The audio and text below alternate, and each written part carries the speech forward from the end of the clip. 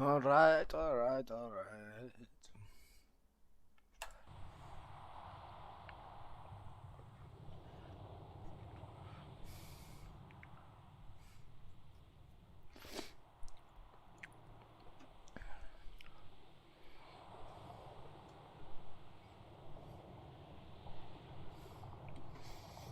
Oh.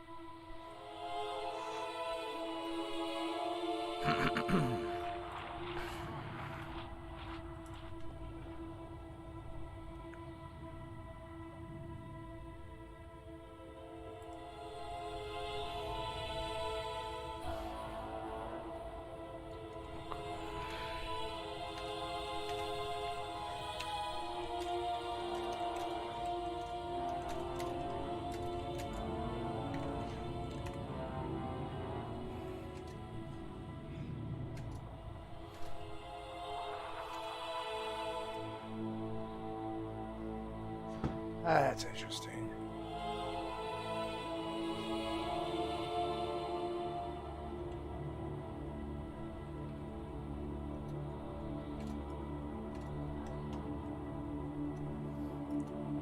Nice, alright.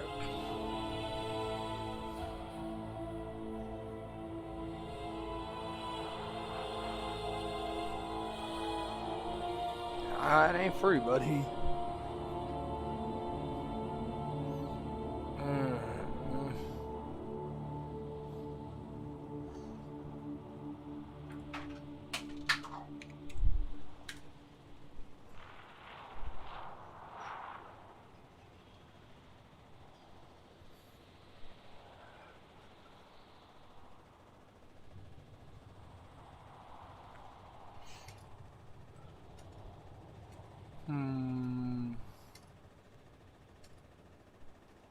Saints 3, huh? That actually sounds like fun.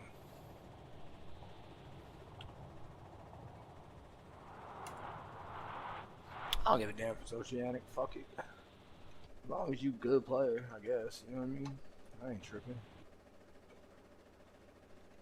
Bet.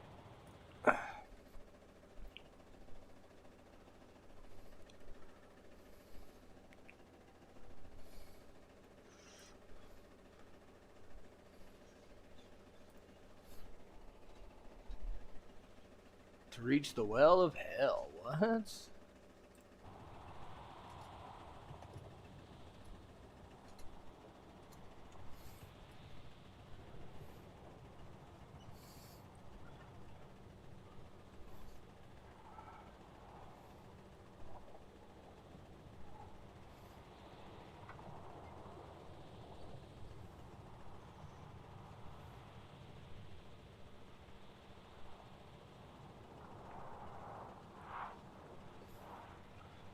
I'll probably steering a little bit.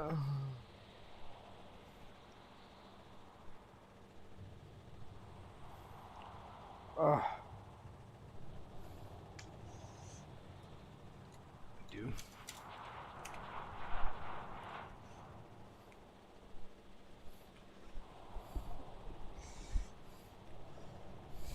Says so.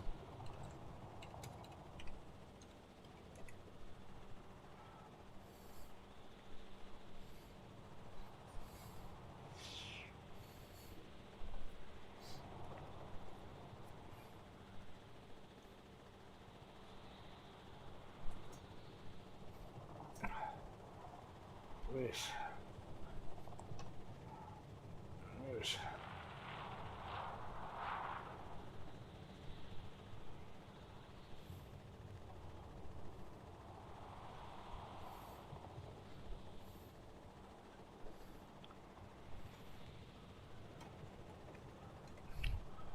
We are extremely ignorant sometimes. All stupid shit.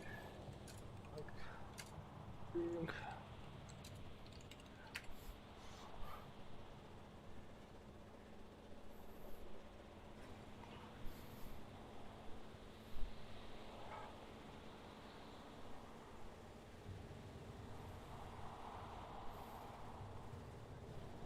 nice.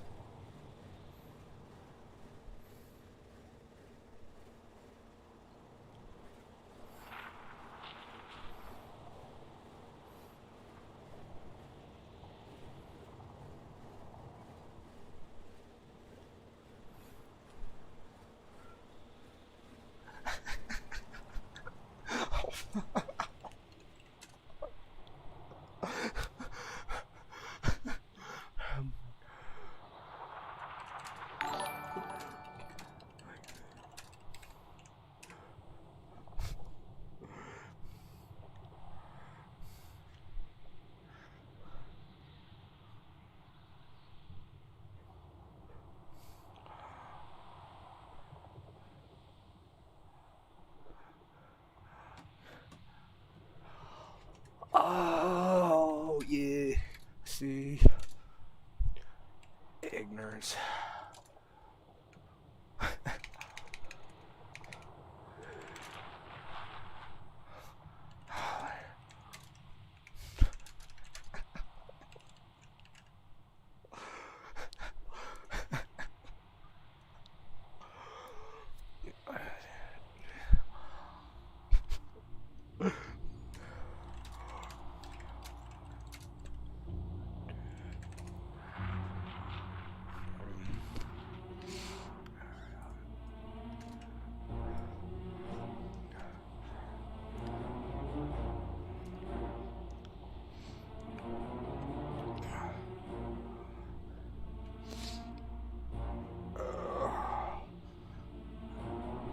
I think I just got a raid. I did. Thank you, Wallflower.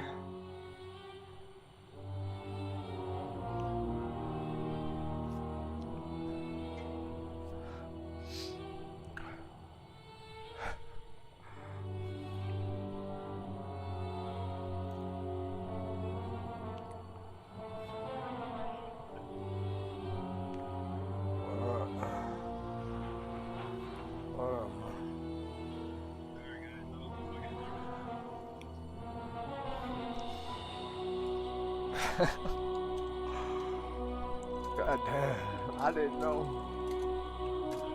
Yeah, was still in that. Damn.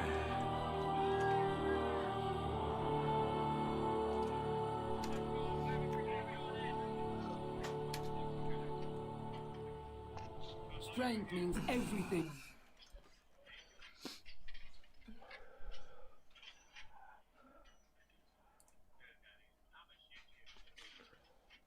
Raiding me with a party of two. Hey, I appreciate that raid, Wallflower. Dead up.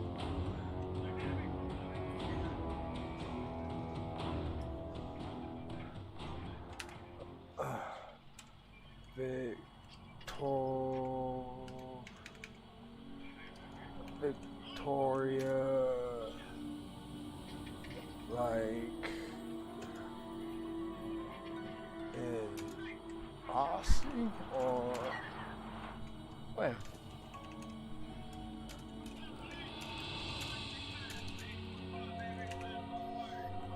In Austin or what? Let me ask. That's crazy.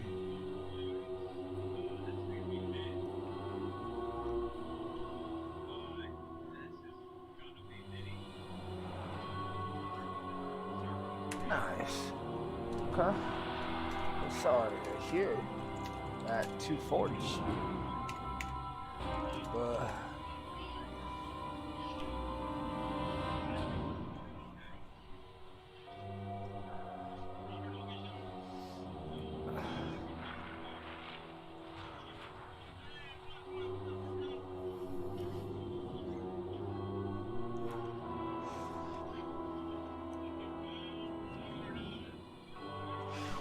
alright, I guess I should post a lot of them in Discord.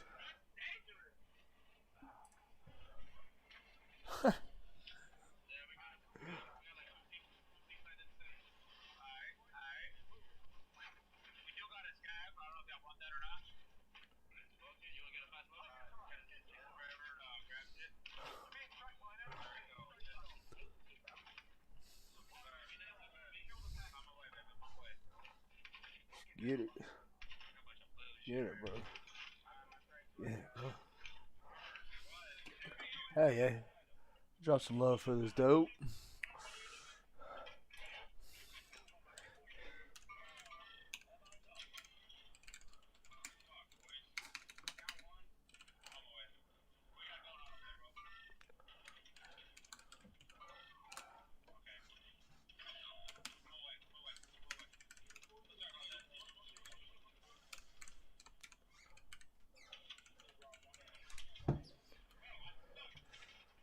Oh.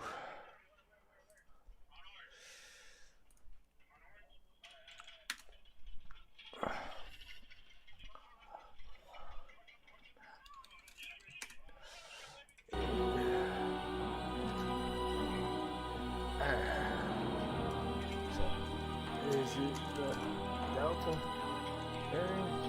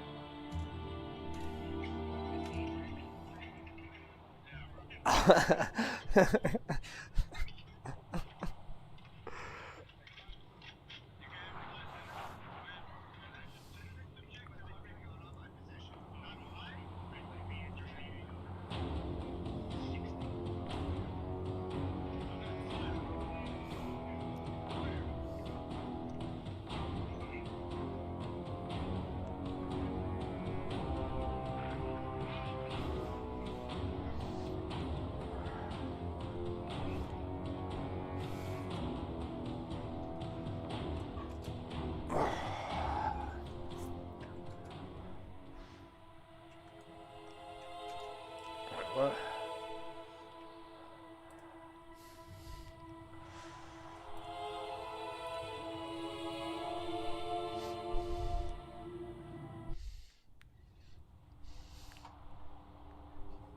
This dude talking gang and shit on me. Oh, I fucks with him. Yeah.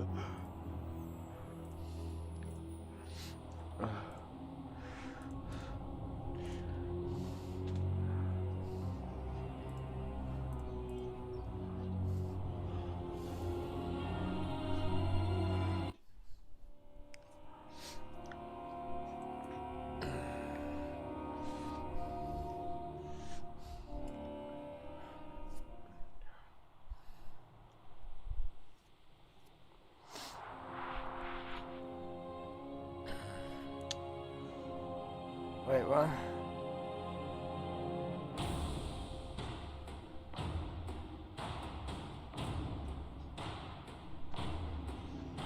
My phone fucking up.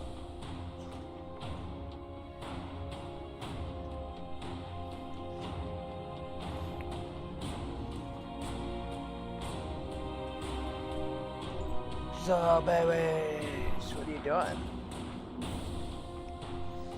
Okay.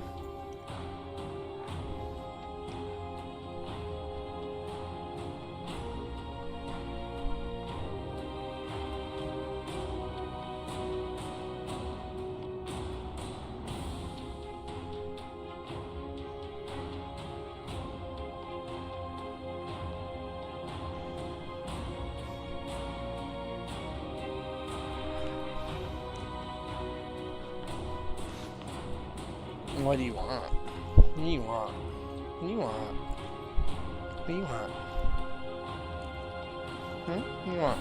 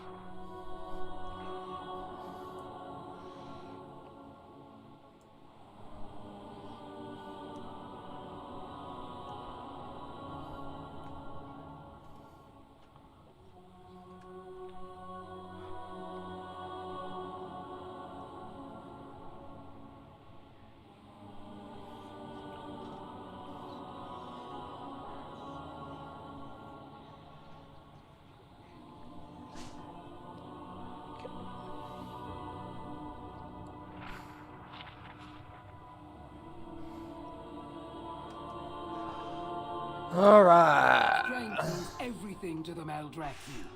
Prove that Okay. none can match I you see. in the arena.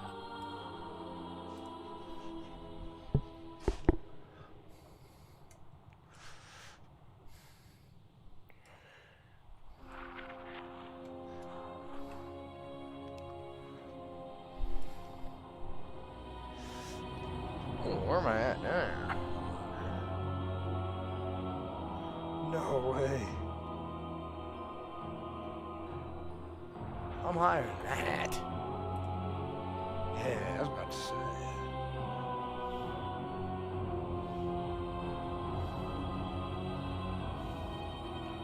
Oh, that hasn't even updated, has it? That works.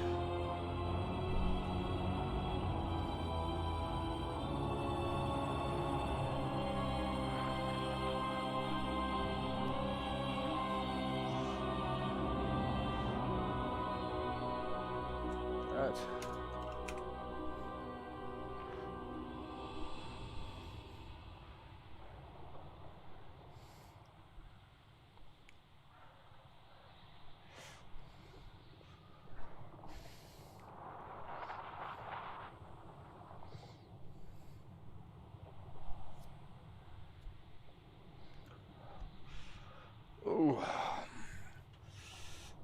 And that thing is looking beautiful.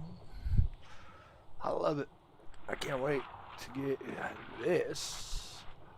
Where's it at? To an 18. And I think all my fortifieds are 18. I just got pushed 19s, huh? Yep.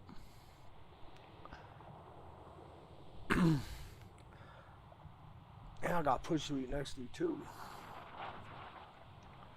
Bet.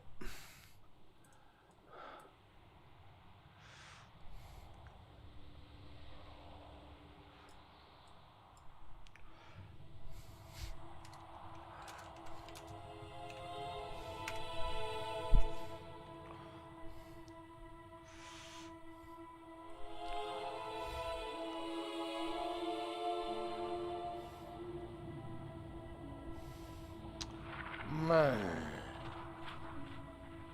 See, I need to get up there with them people. One day.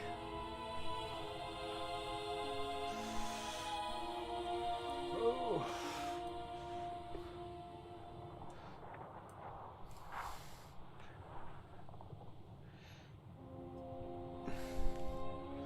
I want to, like, you know what I mean? I really do. It will be my job one day. Watch. Hopefully. Ugh. I ain't see nobody.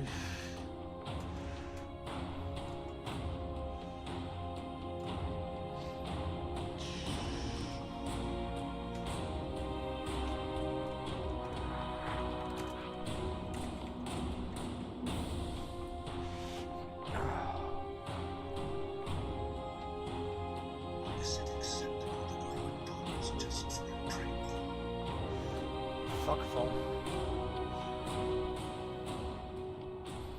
Let's go. Oh.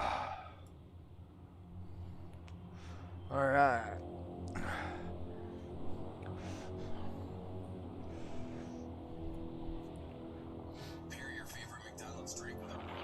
Ah, nigga, I'm top 70. Let's go. Can't wait. Let's see here. How bad is it? Not bad.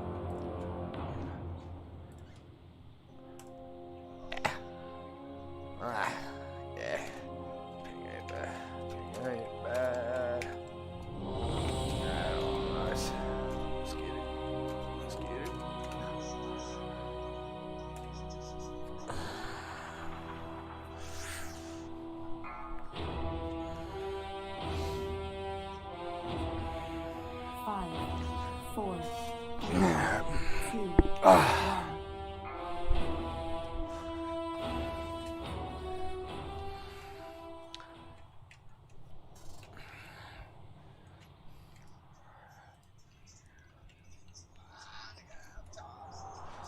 Welcome, one and all, to the field. It's too far away.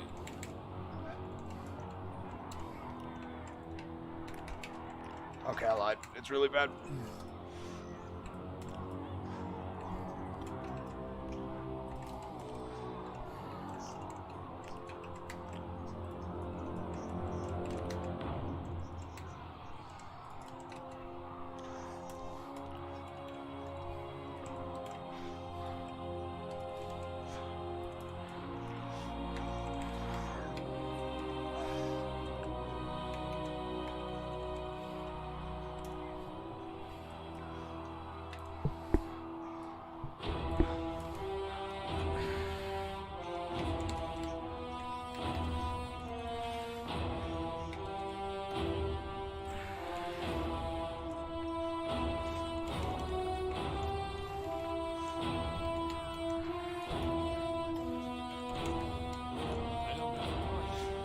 Alright. Well, fuck that. Damn it. Ugh. Going to the monk.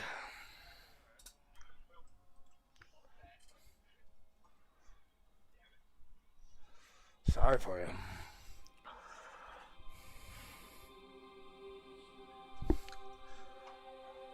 Oof.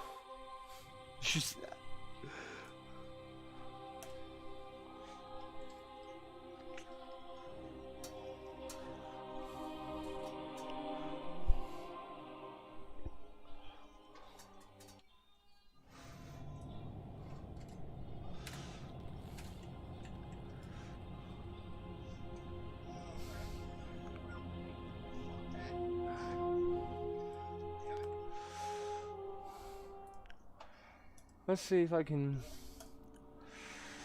get this specific.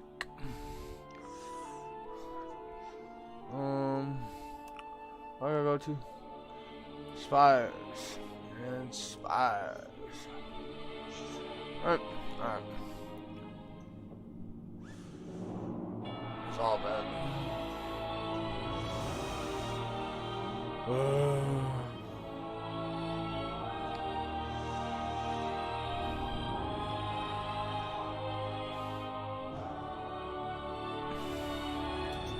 He's cussing my ass out so tough right now. Oh well.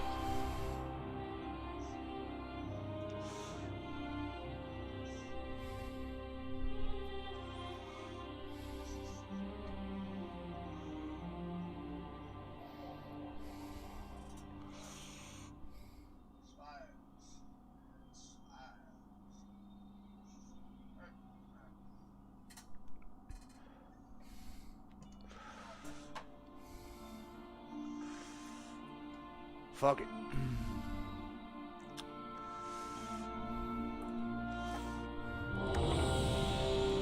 Alright, let's hope.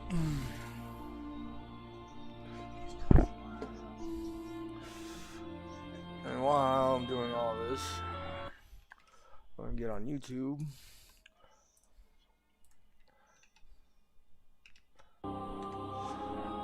System, sound. And we're gonna learn about New World the best we can, because, yeah, god damn.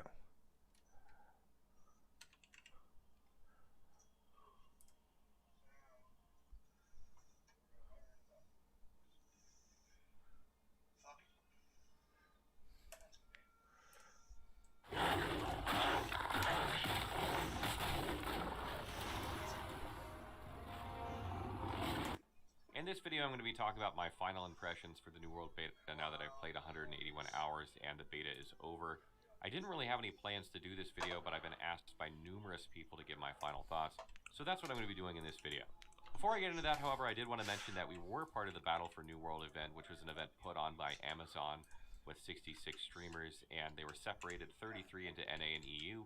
We were put into the EU side of things on the Covenant team, which there were 11 of us, and even though our team got second place in the event, we managed to score more points than any other player in EU, so that was pretty cool. And also, because we took part in the event, we're going to have 50 copies of the game to give away at launch, and we'll have some exclusive drops on our channel. Getting back to my thoughts on the game, the biggest two questions that I've been asked are, has my opinion changed of the game after 181 hours? And is the game ready for launch on August 31st? I want to get into the first one, which is, has my impression changed? I'd say for the most part, it's pretty similar. The things that I learned in 25 to 30 hours pretty much held true for the entire game.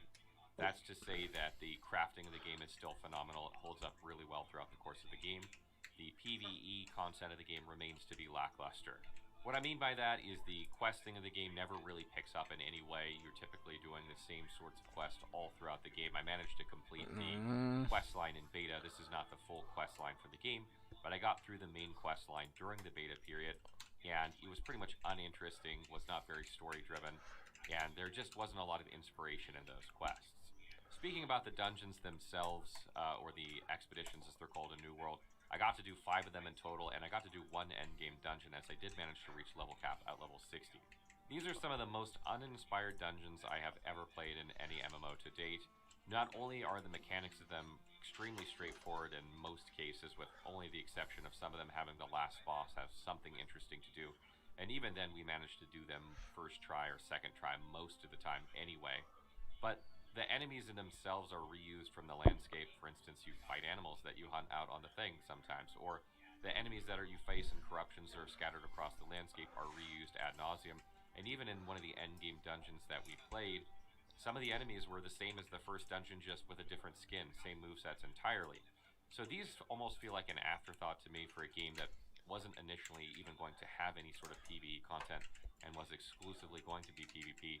You can tell that it seems like they tried to just throw something together to actually have some PvE content, and while it's fun to do, it gets old rather quickly. Moving along to the PvP aspects of the game, I think this is where the game really shines, and this is where I had the most fun. And it shouldn't be a big surprise considering that the game was designed originally to be a PvP game. But what I really enjoyed was the open world PvP. This is where you flag up in a town with either a group or by yourself, and you go outside of town, and anyone else who's flagged you can fight. That means if they're out, harvesting rocks and they're flagged up, you can, go attack them, or if they're fishing, or do whatever, you can literally get into some weird situations where you're fighting somebody that you had no intention of fighting, or sometimes you get into some larger battles where there's several people out, or 10s or 20 of people out fighting 10 or 20 people. And things can get really, really crazy out there, and it's just a lot of fun, whether you're in the group with a lot of people, or you're in a group with small people, or you're out by yourself. Talking about the war side of the PvP, this is where certain factions are fighting for dominance over the territories. You're going to be able to control the tax rates and gain other benefits. This is 50 on 50, where you're sort of either holding a fort or you're attacking a fort. I got to play on both sides during the beta, so I kind of have an idea how they both play. This is an extremely fun idea. It lasts about 30 minutes. You have like a time it's scheduled, so like when to be there. Maybe you only have limited time to play. You know when it's going to be, and you log in, you do your war, and you log out, or maybe you do some things beforehand, get together, then do the war, then log out. Pretty fun. The problem is that the connectivity of it was pretty poor. That means that a lot of times it was often a slideshow. Living on the other side of the world from my server probably didn't help a little bit. But I heard complaints from nearly everyone that was involved, whether they were far away or not. Generally, what seemed to happen is, a lot of people would converge on one of the territories that you need to hold, either inside the keep or outside, and everyone would just look frozen for long periods of time. This happened in several wars that I was in. I heard from other people that were, literally just down the road from the servers that this was an issue for them as well. So, if this isn't something that gets fixed by launch, it's going to be a major ding in what is supposed to be one of the defining things for this game. Now, what's really interesting about this game is that even though the game has issues with PvE, and there are some issues with PvP, primarily with the battles, as I mentioned, the game is very addicting. I couldn't stop playing even today now that the beta's over. I've been looking forward to playing, and I can't play, and I'm going like, I just want to log in and play.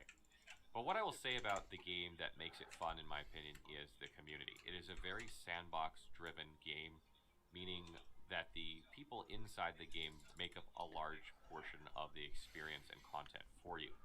That's to say, your mileage is gonna vary depending on who you're playing with and what server you're playing on.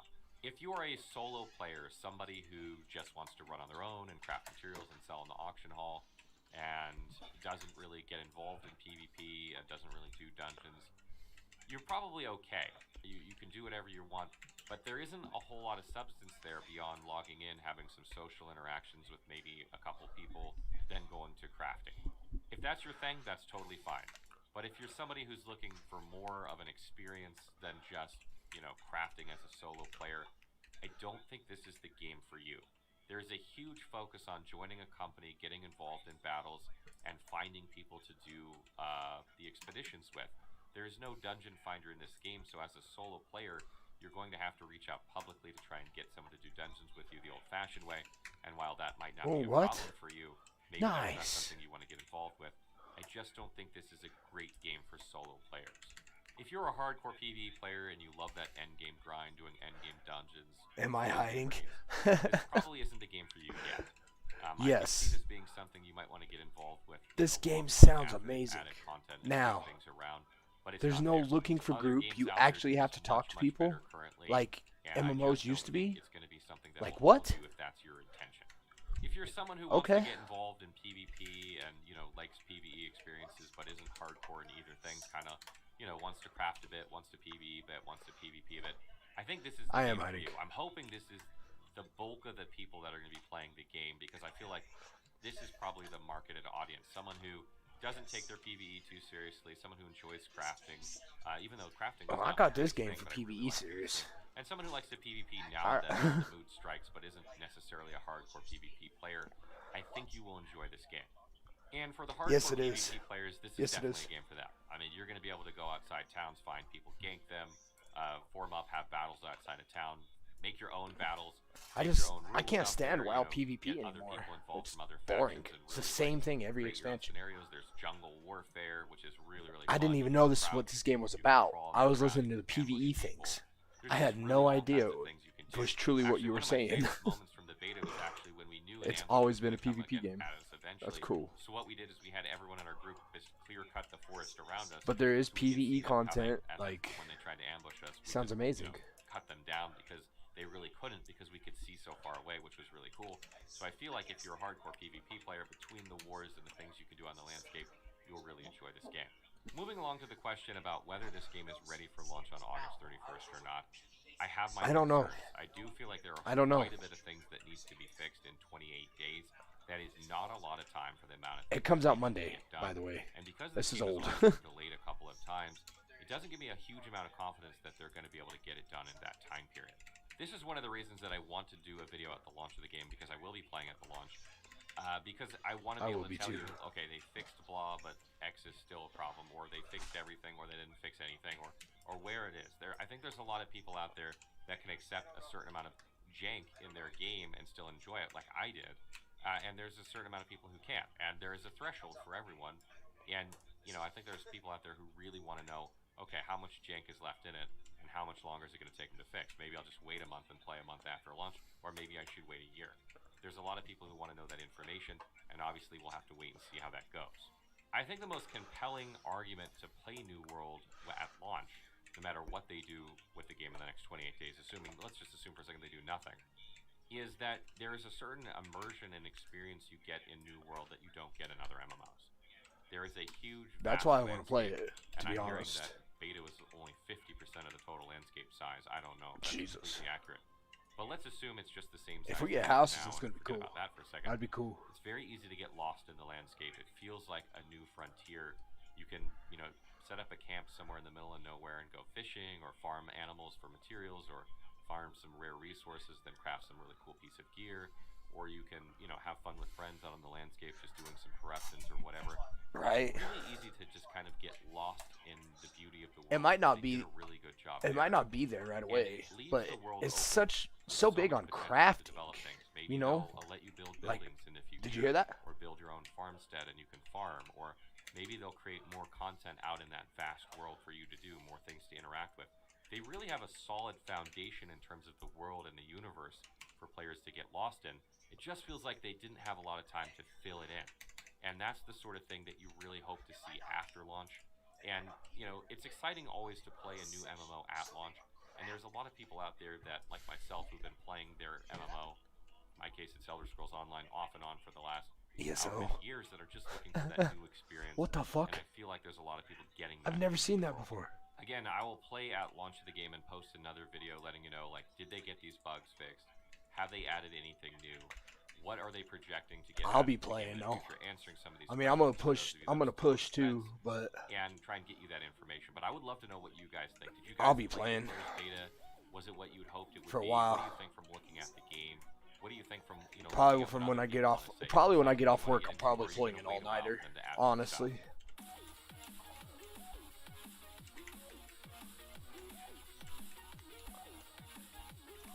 Almost guarantee it. Preach is the next one.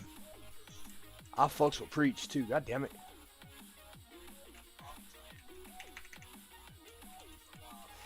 So Preach probably won't like this because he's a huge PvEer. But he used. Oh my god.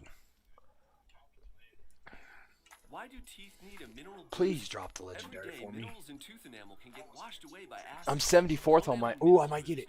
Works with your nice. Replenish vital minerals to help keep teeth strong, white, and healthy. Give your teeth a Pronamel mineral boost. Here is actually. What do you mean convert? What do you mean? Now, the whole point of the game, like its end game, is to control various territory, which provide a series of bonuses. Here's Preach right here. Of that faction in that Can you area. see it? So I tabbed. I am not a part of this faction, but that doesn't mean I don't get any bonuses here. I don't get the extra bonuses, but what I do is have some territory standing, as we can see over here. So you can see I am known there. I have done tasks. We'll see. We'll see how much I like it. Unlocked a variety of bonuses for me. The reason why I really like Mythic Plus and stuff and WoW is because I can see my progression on it. Like if I go to Raider.io, I am the 74th best on my server right now. When I was serious on my DH, I was the 3rd best. You know what I mean? They actually get to set a bunch of rules. which may or may not work in your favor, at least in the beta, because player housing is very much a thing. Did you hear that? In New World, you can in fact get some player housing. Plenty of the houses that you'll see around are in fact available for purchase, such as this house here. So you can see I can enter the house menu, I can purchase that house for 5,000 gold, which isn't a tremendous amount of money, and I need some certain reputation with 15 Everfall standing in order to get into there. So you can see there are lots of houses here, and in fact, if you really go ham on your house and do a lot of decoration, your house will be listed in the top 20. So then you can go and have a look around in their house. So you can see all the decoration. This wouldn't normally be here. That has been done by this person inside their house in order to create storage and be able to fast travel back to here, things like that. Now, town housing is a great thing, and each area has its own town housing. However, the governing body can put down taxes. And if you have a house in an area that is not controlled by your governing, you're not part of, say, the syndicate, as this area. So you got to bang to keep your land. They can land. put your tax up extraordinarily. So it kind of creates this want and desire to secure your territory. We've had, luckily, I'm only level 13 here. I've put about 12 to 14 hours into the game. But luckily, our community. I am too now. Behind the scenes of all I'm gonna have to teach you how to PvP though. So Bex on the scene, I am too though. I'm not gonna lie. As well as a variety of other community members who've all submitted their notes and information on this. And I've played enough now to feel confident to give you a first impressions. But bear in mind, reviewing an MMO. The PvE is supposedly shit though. Why did we do that? The end game never ends. So when do you call the review complete, so to speak? So take this as a first impressions of the game. So take it as such. And you can draw any information. If you want further details, obviously, go to the Reddits if you really want the nitty-gritty of stuff. So, let's talk about the classes and things like that, because that's a big question that a lot of people have about these. So the classes, very similar to Guild Wars 2, are dictated by your weapons. So we have the basic stuff here that you'll get by leveling up, where you can go to Strength, Dexterity, Int, Focus, and Constitution. And as you can see, it tells you which weapons scale best with those. So you can see here for Dexterity, that works with spears, and muskets, and rapiers, and bows, and hatchets, and swords and shields. Strength is going to involve things like great axes. Currently, there are no daggers or two-handed swords in the game, although they are supposed to be coming. Focus, of course, for casters and things like that. So the way you design your character is there's only one race, it's humans, is through here. Now you can see there's a variety of weapons. I've tried them all. I have tried the life staff, but I didn't fancy healing. But equipping these weapons on your character changes your I won't be healing in this game. And the idea is that I will not be healing in this game. And that will give you a variety of classes via that system. So let's have a look at something like the spear. So each weapon has 2 talent trees associated with it with a number of abilities. And you're able to equip 3 of the abilities per weapon.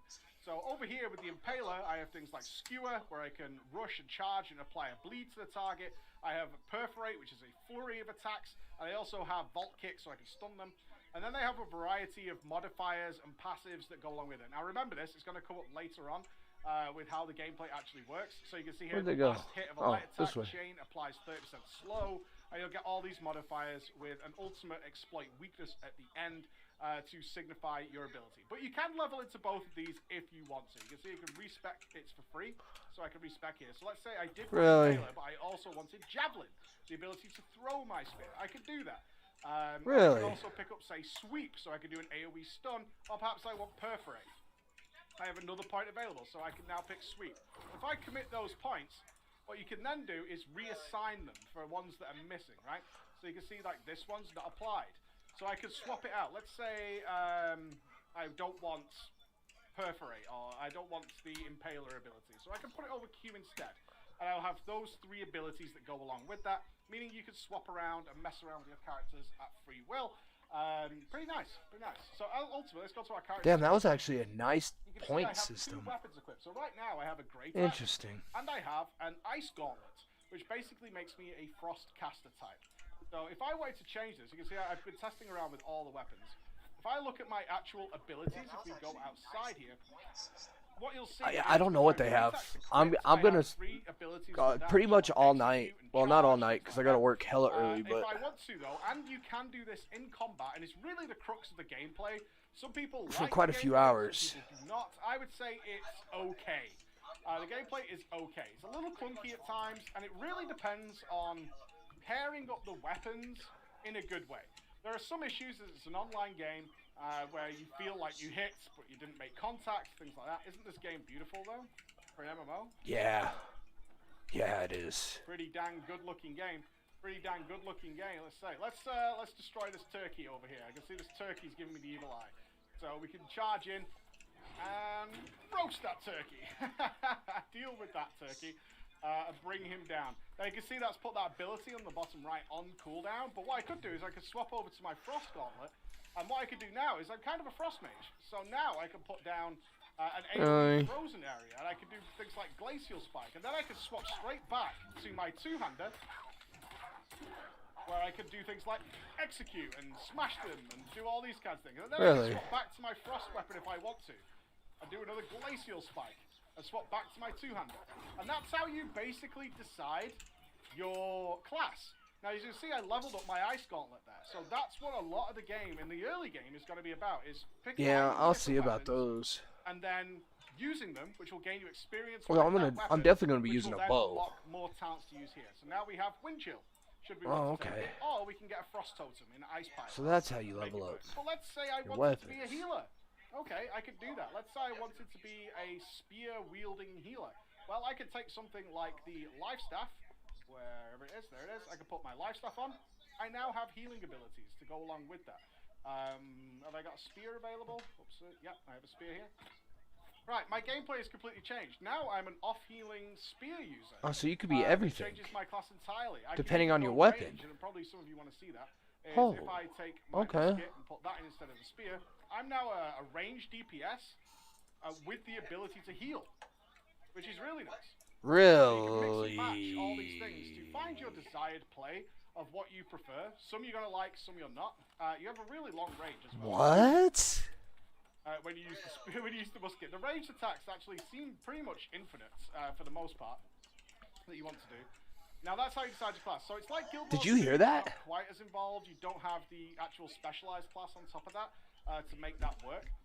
But that is the nature of what's going on. So it's a PvP focused game for now. There's actually been a lot of talk. I like the initial that. feedback from the early alpha is when it comes to MMOs, huge amount of people are PvE focused players. So Amazon has been putting work in to create PvE focused stuff. So main story quests, lots of extra quests going alongside that. That's not Want to bad, appeal to though. those guys. Let me tell you now, the PvE is not great. And That's what it's sucks. good that Amazon is taking interest in that and they're trying to put that in. It's going to They take could some probably time, fix though. it, As though. always with a fresh, newly launched MMO, it takes time to really start fleshing out all these different areas. Remember, like, even Final Fantasy XIV, with the runaway success it's having now, was rebuilt from the ground up after it came out because people weren't happy with it. It takes time with a brand new MMO, but they are focused on trying to get more PvEs into the game. There are dungeons, but they're very light in terms of content. Endgame PvE, not really.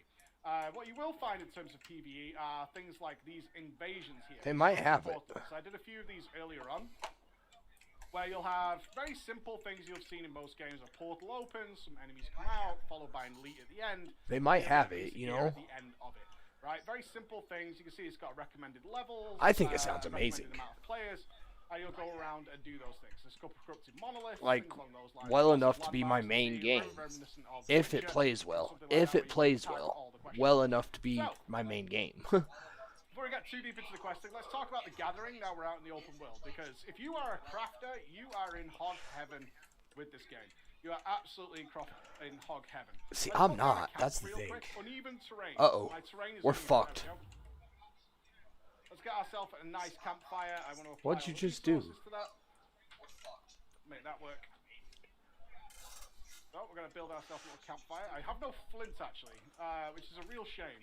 So what we could do is we can actually look around and see if we can find some. But crafting Look is at pretty this much everything. Nearly game. every resource you see around the game is useful in some way, and you can level entirely from crafting Oh, shit. and exploring. If you have zero interest in PvP, but you like a good old-fashioned, this is very, very classic MMO farming.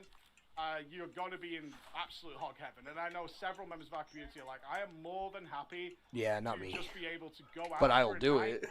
crack on some Netflix, crack on some YouTube, and just get farming a bunch of resources so that I can then come back in and level up from that. Because you can absolutely level up from that and get decent I gear will from do it. it. As well. And you can see Well, there's who has trees, it? you can collect the bushes. There's the flint we were after. I can't remember where my campfire is now. Is this it over here? Looks good. Let's make our... We got our wood, we got our flint.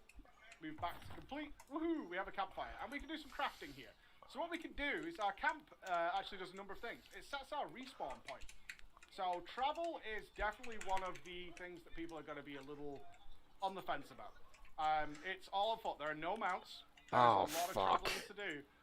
There's always something to be doing, lots of gathering and stuff to be doing on the way, but if you're somebody who likes to go from objective to objective, you're definitely going to have a bit of a rough time with the amount of traveling that goes on. What you can do is you can set, let's say you travel to this town like I have, you can register at their inn, and that will give you a Hearthstone. You can see here I can recall to the inn. You can there are shrines. You definitely are a crafter. Rarely, That is one thing you are. that will allow you to fast travel. But you can see fast travel does have a cost associated with it, with this resource. That is one thing you enjoy. Now, That's for Azoth sure. comes from a number of places. Main story quest will give you plenty of Azoth. Later, farming will actually have a chance to give you Azoth as well. And also, you can get it from like invasions and things like that. But there is fast travel in the game. There's just no mounts, which I know is a big turn off for a lot of people. Now, if you go into our crafting here, all these resources, this is a basic crafting. You want to do your more seasoned crafting in town at the specialist crafting areas. And of course, these towns that are governed by players, they set them projects as well in order to upgrade the crafting facilities within their village. Okay, so that's a part of the game as well. So you can see here we can start crafting our fishing poles, which is really fun, by the way. Fishing is actually surprisingly fun in this game, and I very much enjoyed it. There is something Really? about God getting damn it, I very, still didn't very get it. good fish that has a real satisfaction to it. But creating buff foods, health potions, things like that. You can see the list of things we haven't even unlocked yet. That'll do all kinds of different things. So crafters, you're in for a really, really good time with messing around with this. A super good time. Let's head over to the village then and talk some pros and cons of what you'll find. Now the story of the lore, the setting, super basic. Alright, really quite incredibly basic. You're going to find that there's an island which houses treasure. It's protected by an evil storm, and the Great Mountain is spewing corruption on the island. Go there and earn your fame and fortune. That's kind of it. It's a very bare bones story just to get everybody to this place. We are on an island which is somewhat segregated from the rest of the world. Here to see our glory for the most part. That's kind of the main purpose. But once you start to run out of main story quests, and there are a fair few of them, don't get me wrong, there is a fair few story quests to go along with it. The questing they've put into the game is extraordinarily basic. You could tell it was tacked on later. No, Diablo 2 is not better than Diablo 3. Like, okay, we kind of need to do something for the PvE crowd. But it's a very good How game. do we get that done? So what they've done is come up with these boards. And this will probably be something you can choose to do or not. There's a board. Oh, ads.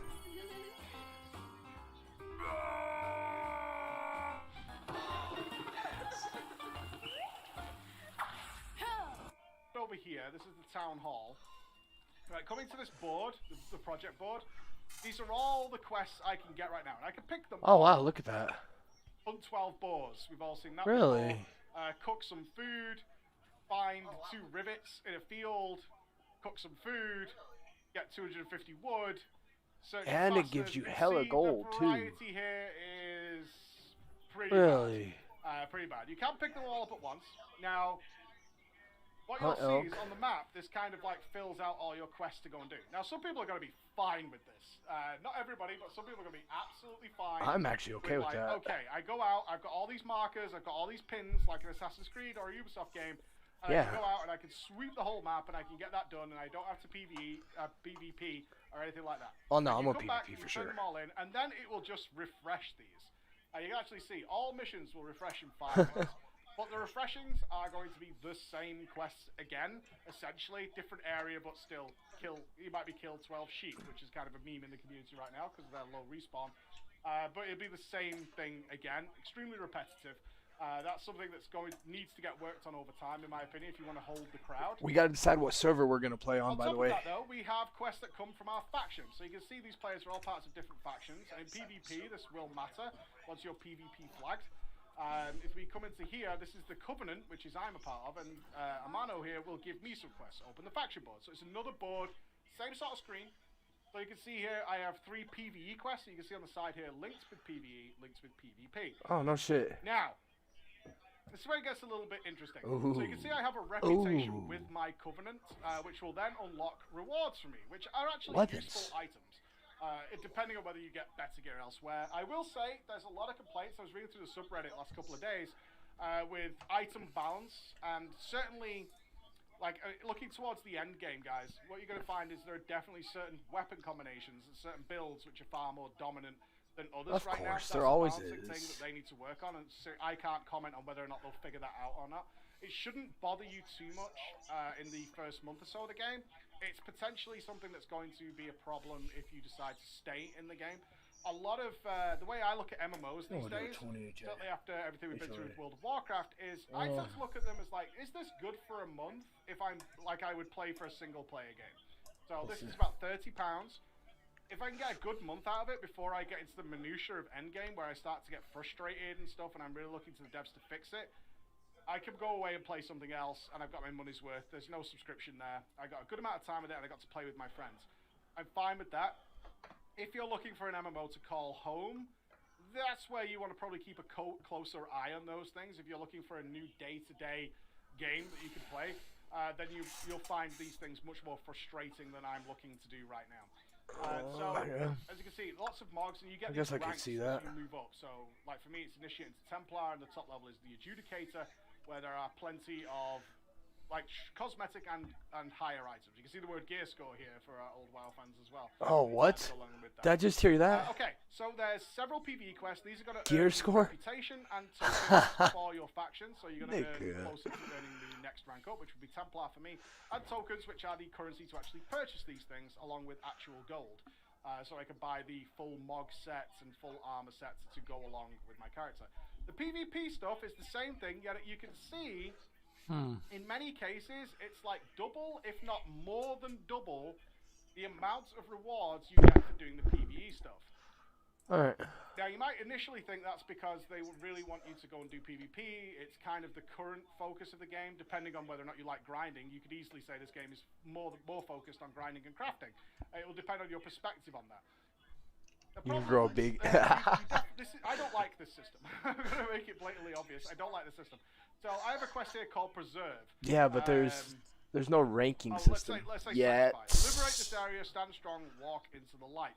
Now, several of these quests will involve you going to an area, and the enemy factions also have these same quests. So that's forcing you guys to meet on the field of battle. If you die, even if you could, so I had 3 PvP quests there. Let's say I complete one, and I want to go and do the next 2 quests, right? That's what ordinarily you would do in an MMO. As it currently stands in the beta, though, let's say I complete quest number 1 and then go to quest location number 2. I'm gonna have to start PvPing again. Town to turn that quest in, and I die, I'll also lose credit for quest number 1. Not only that, it also removes the quests from your quest log. You have to respawn in the town, which you can misclick rather easily, which is what I did. And if you misclick and respawn far away from the town, it's a long walk to get back. You have to reacquire the quests, then go out and do even quest 1 again. If you die at all while out on a PvP mission, well, it's not good for you. Flagged for PvP, that's what happens. If you choose to take on PvP missions, your character will then be flagged for PvP, meaning people can attack you, and you can attack them. Until that point, they can't. But if you decide to take up some PvP questing, that is what's going to happen. Oh, I will. And if you die at any point, you will just be respawned and sent back without the quest complete. So it's kind of, it's extraordinarily punishing. Now, why have they done that? Likely because you can set your respawn point via the camp system I showed you earlier, which means you have the potential to die and kind of resurrect and keep fighting in the same area, and it'll turn into sort of just constant sludge pile of PvP, and they really would like to avoid that in all cases. So they've made it a little bit punishing. The response to that is also to make the PvP much more rewarding. Now, before we get to the crafting, I do have to point out something that I kind of foresee in the future as being a thing, especially at the launch, which could be a real downside depending on how you feel about it, is that obviously you get much more rewards for doing the PvP quests. Everybody's in the same zone for the most part, because you kind of want to be in your zone. There are lots of zones to explore and go and do things in, but you gain bonuses for being here, you're stronger here. So there's a very sort of You might have a house here, right? So you very much can feel like you want to defend, which is a good thing. You want to defend, you want to hold your territory, and we'll talk about how you take over territory in a minute. What I can see at the beginning is if you're on a We're gonna server put with money several together and very get a house. organized groups, You gotta learn they the will just PvP. dominate the PvP quest, which means they're getting twice as many rewards as you, and they will snowball Alright, I will much too. faster than you can because you're going to be killed off if you're trying to get that level of reward or you enjoy.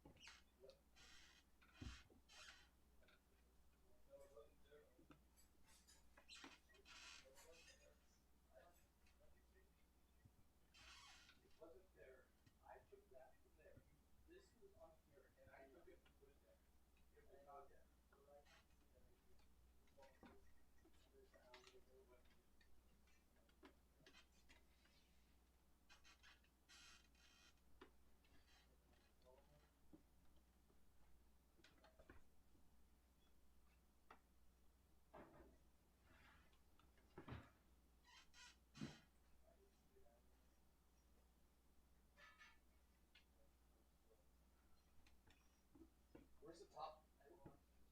Where's the top water stove? What? Top water stove that covers that light.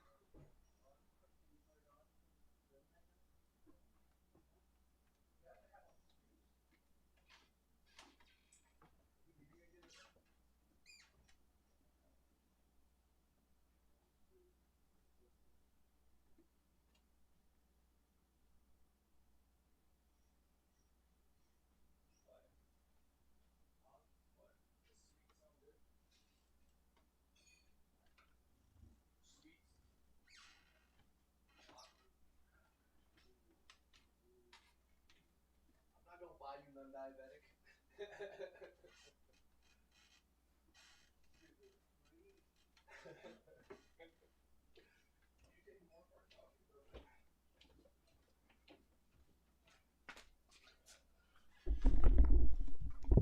Alright. Oh no. PvP, but you're more of a solo player, you might end up feeling like you just have zero chance. There is scaling in the game in PvP. However, levels don't seem to count. From what we can tell, we've been doing some testing today. It appears that levels don't count in PvP. You're about the same. However, gear and, more importantly, weapon masteries do. Which is a big deal. These things really, I'm gonna go really get some hot mount chocolate, up actually. quickly if you specialize in certain weapons.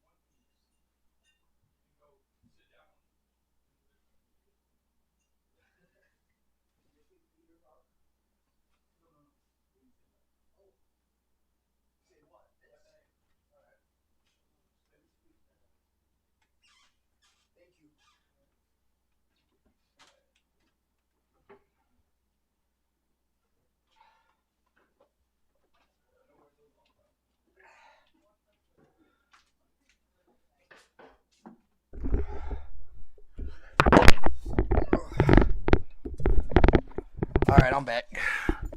I am back. Big back. So you can see, for me, I was messing around with all different weapons. What's your name gonna be? Like, Megadeth. I don't know. I honestly don't know yet. Rapier on guard, I don't know yet.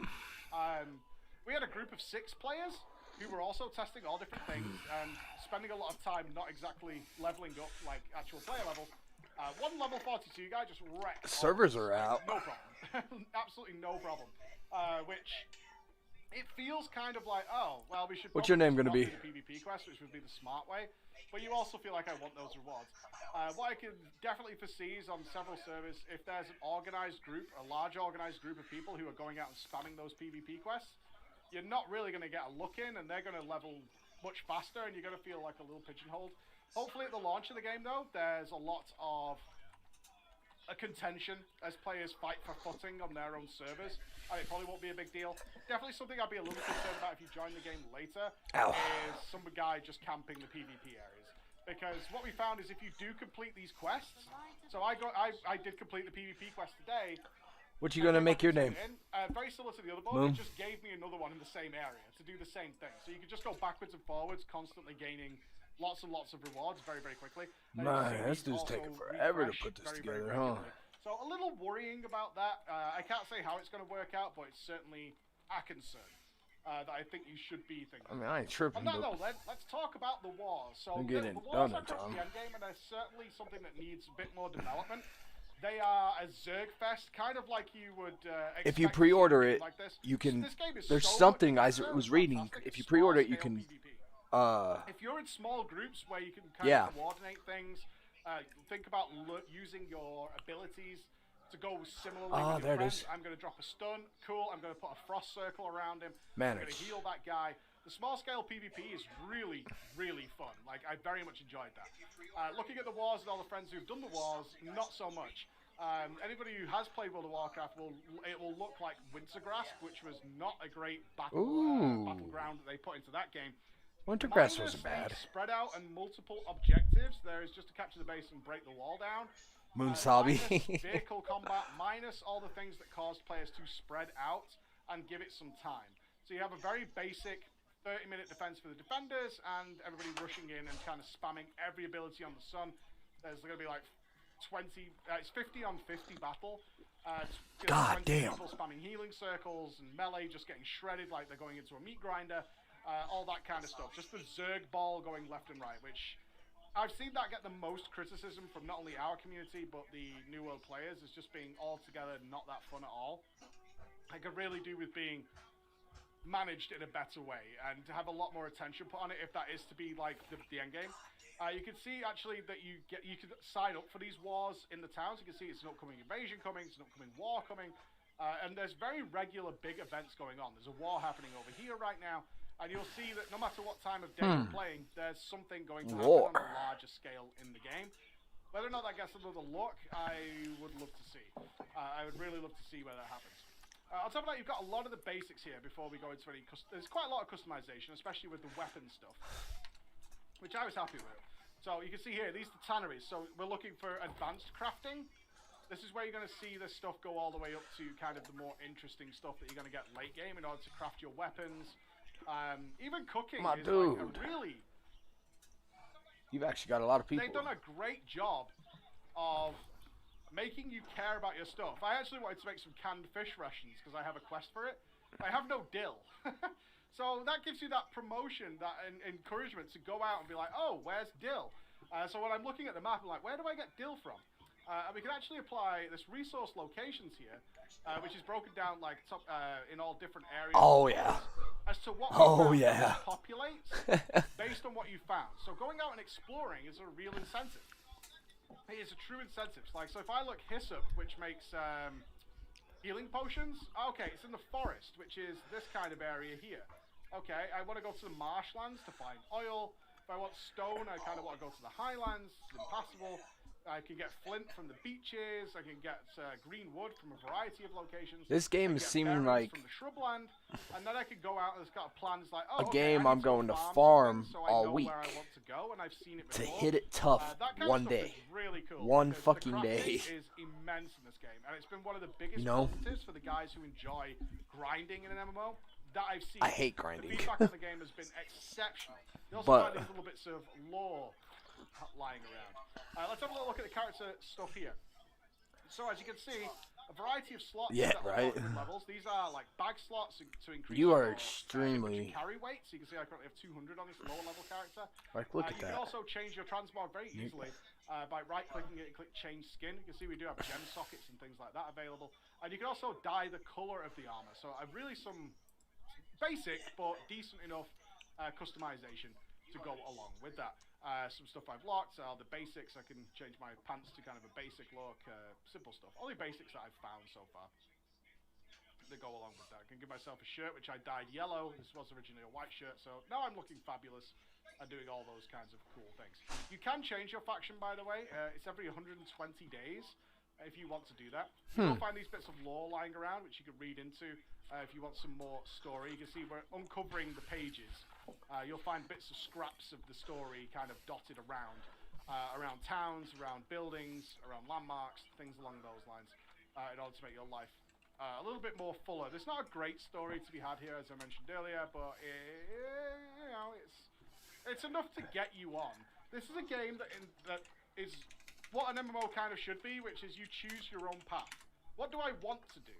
Well, if I want a PvP, I can go do that. Yeah. If I want to go and just farm a bunch of stuff and craft a bunch of stuff and level up that way, I can go do that too. If you're looking for like immersive variety PvE content, it's not here yet. It's absolutely not here yet whatsoever. So don't come in through looking at it through. No, they have not. I think that would be a really bad decision to make. And you would be angry if I know when most people think MMO, they think Final Fantasy 14. They think about World of Warcraft, they think about RuneScape and stuff like that. And this is much more similar to RuneScape than anything else to go along with it. But all these are crafting vendors around the town. This is just I hate RuneScape, but this game is this game. a lot different than RuneScape. How do in I my feel opinion. about it? I think there's a good month's worth of content here. I'm very worried about after that though. Excuse me. Once you hit level cap, the level 60 level cap, and you've started to take part in a couple of wars, which need a lot of work right now, I kind of think that's where you might drift off. But the journey to get there is going to be filled with fun and interest. I think That's so what far, I'm in my honest interested opinion, it's well for. worth the price tag to go along with it. The most fun I've had in it has been trying different weapon combinations. That's why I bought it. It's been my biggest thing, because you don't get a lot of experience from grinding mobs, like actual mob kills. That's what I've spent most of my time doing, rather than actually questing. I could see myself very easily, and if you're along with me going with this, going out, literally leveling weapons along the way. I'm about to... Oh, you level weapons? Leveling weapons, just kind of working my way in a direction. So you can see there's all this stuff is here to be farmed, and this gets faster as you level up more of your tools and things like that. Oh, no I'm shit. just kind of moving my way towards a direction. If I was with a group of people, I would be doing the PvP questing along the way. But you're just grabbing all these resources, because what happens is if you spend that time just gathering these resources, when you go back to town, I'm now flagged for PvP, so we might get monstered in a minute. I should probably equip better weapons than I have right now. Let's take the two-handed axe and the spear, which I've definitely been favouring the two-handed axe and the spear. I like them both. I think I'm gonna go bow and spear. It's just gathering everything on the way, which is kind of what I've been doing. It's like just gathering stuff as I go. And then when you go back to town, you often have multiple quests to turn in. So if we see a chalky rabbit here... Oh, the lag was real. I haven't shown you the best feature of this game yet, which is this. You can crawl, and you can actually sneak up on people. You can hide in the bushes. It is possible to do that. If you really want to, you can dive in the bushes and sneak up on people. That's kind of badass. It also has crouching.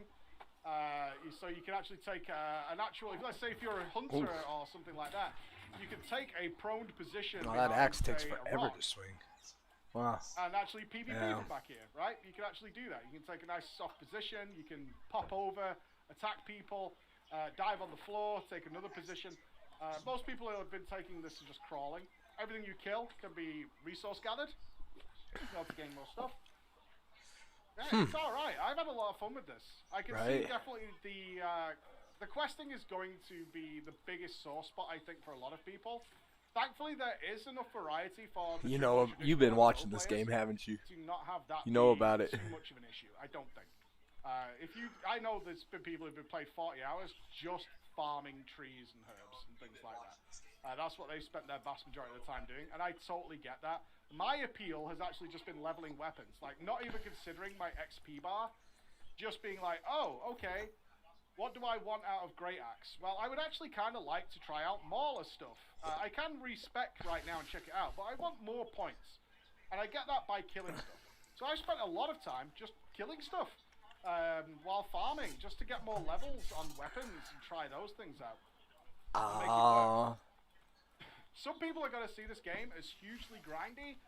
Some people are going to have an absolute blast with it, but that is kind of the nature of MMOs, especially fresh MMOs that are still finding their feet in what they want to do. So, there you go, ladies and gentlemen. That is New World for you. Coming out the 31st of August. Okay? 31st Now, of September August, 8th, on Steam, 28th. visual stuff. Alright, guys? I have it. Alright. Oh. Guess what? Everybody, and welcome back to They got RPG names. Dojo, where we talk guides and builds for the world's biggest games. Now, in this I'm gonna video, watch we're it. diving deep into New World, a massive multiplayer online RPG with an overwhelming amount of possibilities and play styles. During my playtime in the various betas that were available for New World, I tested as many builds as I could think of for solo content, group content, PvE, and PvP. And I've come up with this list of my favorite builds that you can try out for yourself once the game goes live. For each build, we'll talk about weapons, attributes, skills, equipment, and more. And I'm also working on written guides for each of these over at our website, rpgdojo.com.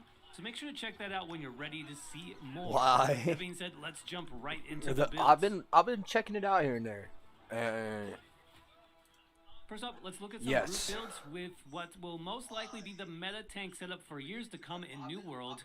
This build, of course, is focused on heavy armor for the extra physical and elemental resistance. Plus, you'll also want to pick up a kite shield for maximum block effectiveness.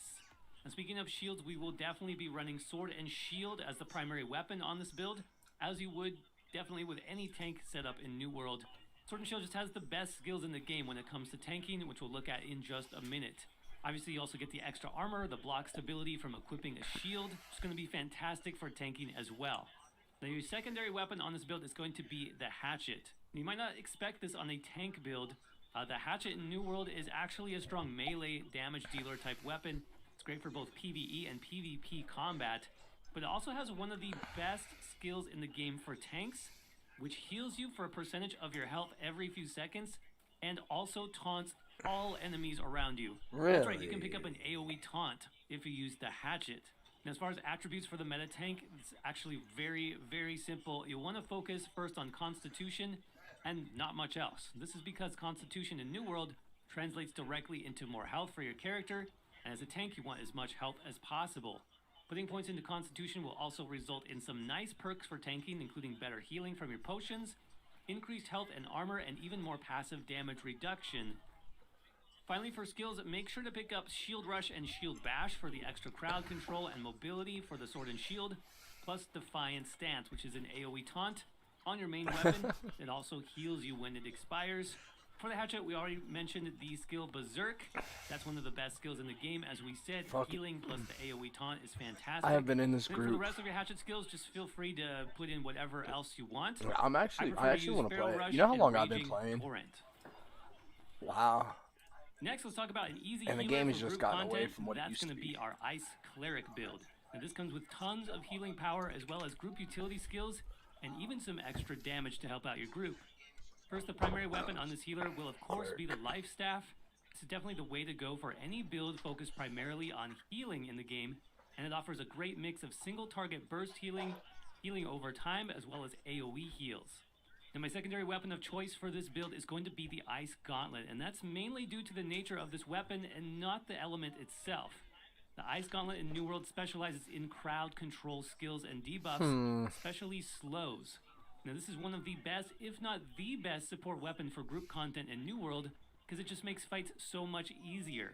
Your tank will thank you for slowing down those enemies and helping to keep them packed closer together. Extra physical and elemental resistance, while also giving you a 10% bonus to healing, while a but at the cost of lower power of healing, which is going to be extremely important for this build. So the more focus you have, the bigger your heals scale in effectiveness, I'd say as a secondary attribute. And finally, for skills on the life staff, make sure to pick up a targeted burst heal first, like Light's Embrace or Divine Embrace, as well as some group healing options such as Splash of Light and Beacon. For the Ice Gauntlet, again, our focus is going to be on crowd control skills, not so much damage. So abilities like Ice Storm and Ice Shower will be what we want to start with. Then Entombed is also highly recommended as a powerful defensive skill when you are in trouble. Next on our list of New World builds is the Hunter, a medium to long range damage specialist that excels out in the wide open spaces of Eternum. And the theme of this build, which you probably have guessed already, centers around using the bow as the primary weapon.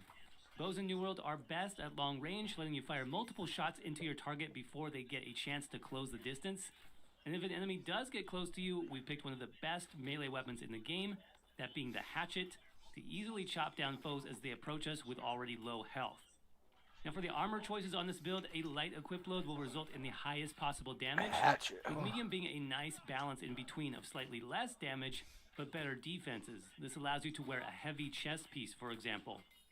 For attributes on the Hunter build, Dexterity will be your primary stat. This is due to the fact that the bow's primary scaling attribute is Dexterity, guaranteeing some chunky bow shots that do big time damage.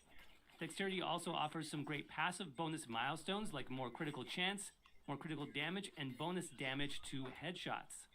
Strength will be another attribute you want to pick up, as this is the primary boosting stat attribute for the Hatchet.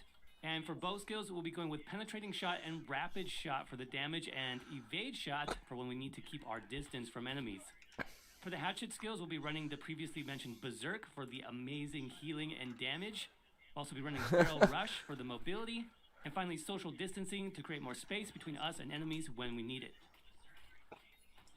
That sounds great. Next up on our list is a build with fantastic defense and self-healing, which in turn makes for a very powerful solo setup.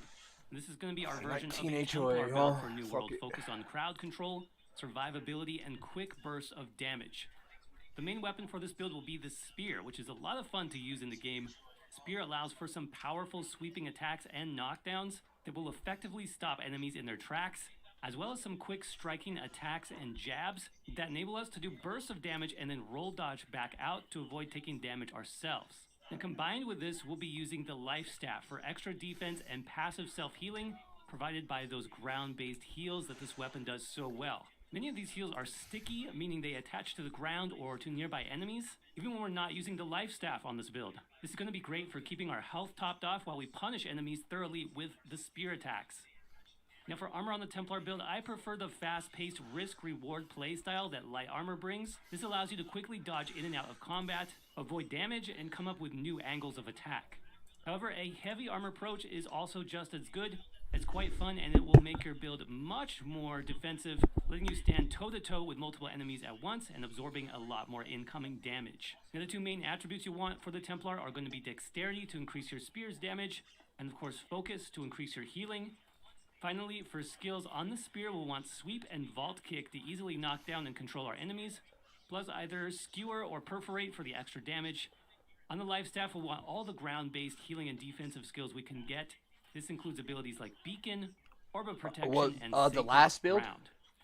The last one? Next on our list is going to be the Brawler Templar build, an in-your-face monster. I'm thinking about going visceral Hunter. Melee combat in both PvE and PvP situations. This build offers a great combination of AoE damage, crowd control, defense, and mobility, letting you stand up to multiple enemies at once with ease. And for weapons on this build, we'll be combining the Sword and Shield as the primary weapon with the Great Axe as our secondary. We've talked about how versatile the Sword and Shield is already. With the right skills, it becomes an amazing tool for survival as well as dealing damage. And then the Great Axe, this is just an uber powerful damage dealing nightmare. This provides massive mobility, a targeted pull, and even more AoE damage or a single target execute skill if you prefer. Now for armor, I would highly recommend going full heavy on this build, as it will let you absorb the most damage possible and ensure the highest survivability, allowing you to take on multiple targets at once and stay in the fight longer. The primary attribute for this build, and both of our weapons of choice actually, is going to be Strength. So building heavily into that strength attribute will result in the most effective gain in damage for both of our weapons. And as a purely melee close quarter style build, some constitution is also recommended for the extra health. Now finally, in terms of skills, on the sword and shield we'll be using Whirling Blade for the AoE damage, and both Defiant Stance and Shield Bash for the defense and crowd control. For Great Axe you will want Reap, which pulls enemies in closer, as well as Charge for the gap closer.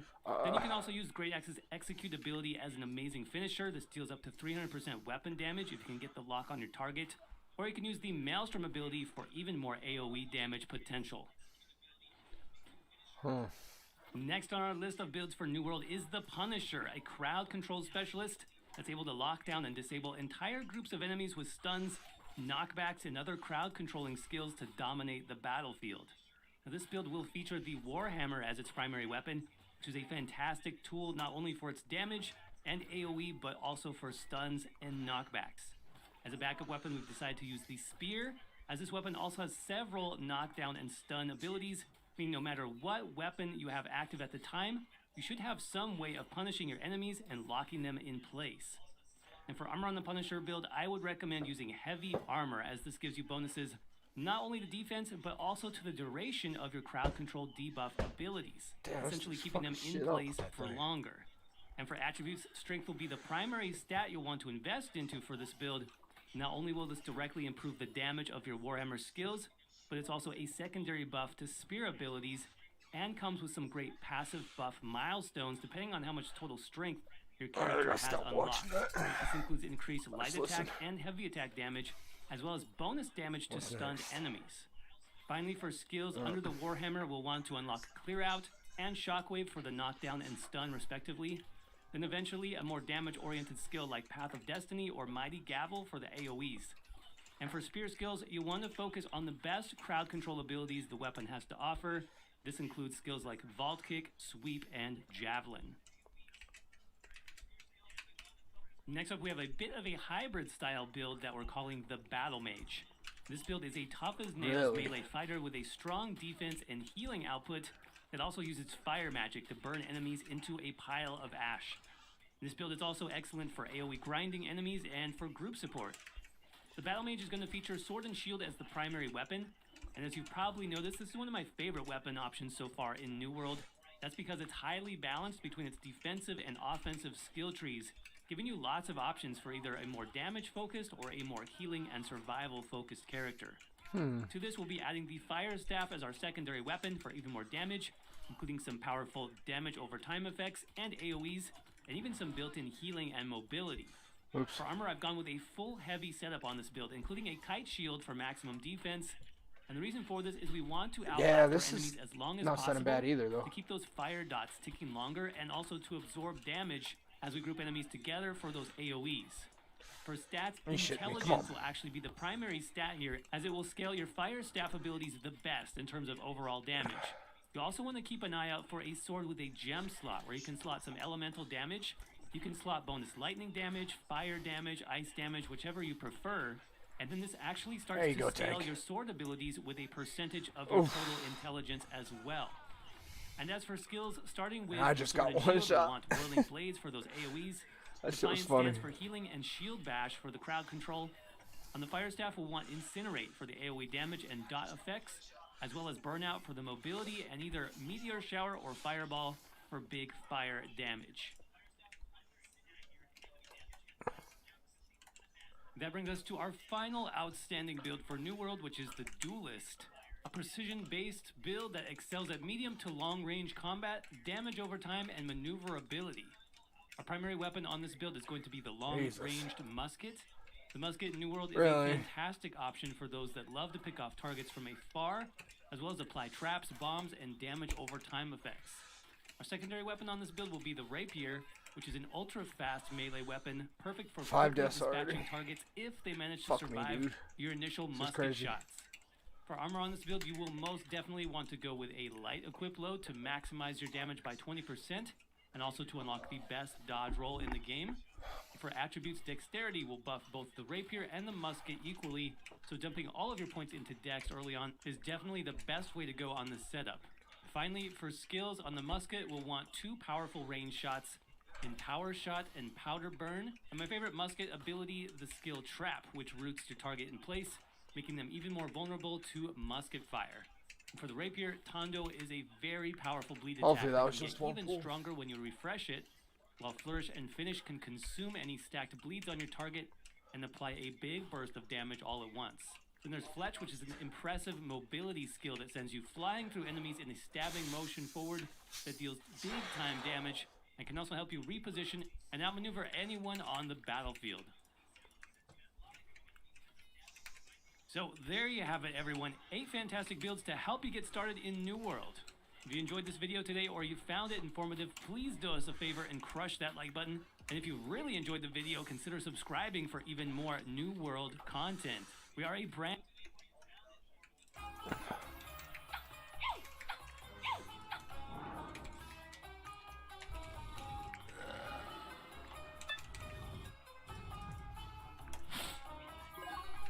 All that shit did sound pretty fun. I don't know which one sounded funner, but I really want to try Hunter. But that Sword and Shield didn't sound too bad. For a PvP focused game, it doesn't sound bad. Sit there and bang out with people, you know?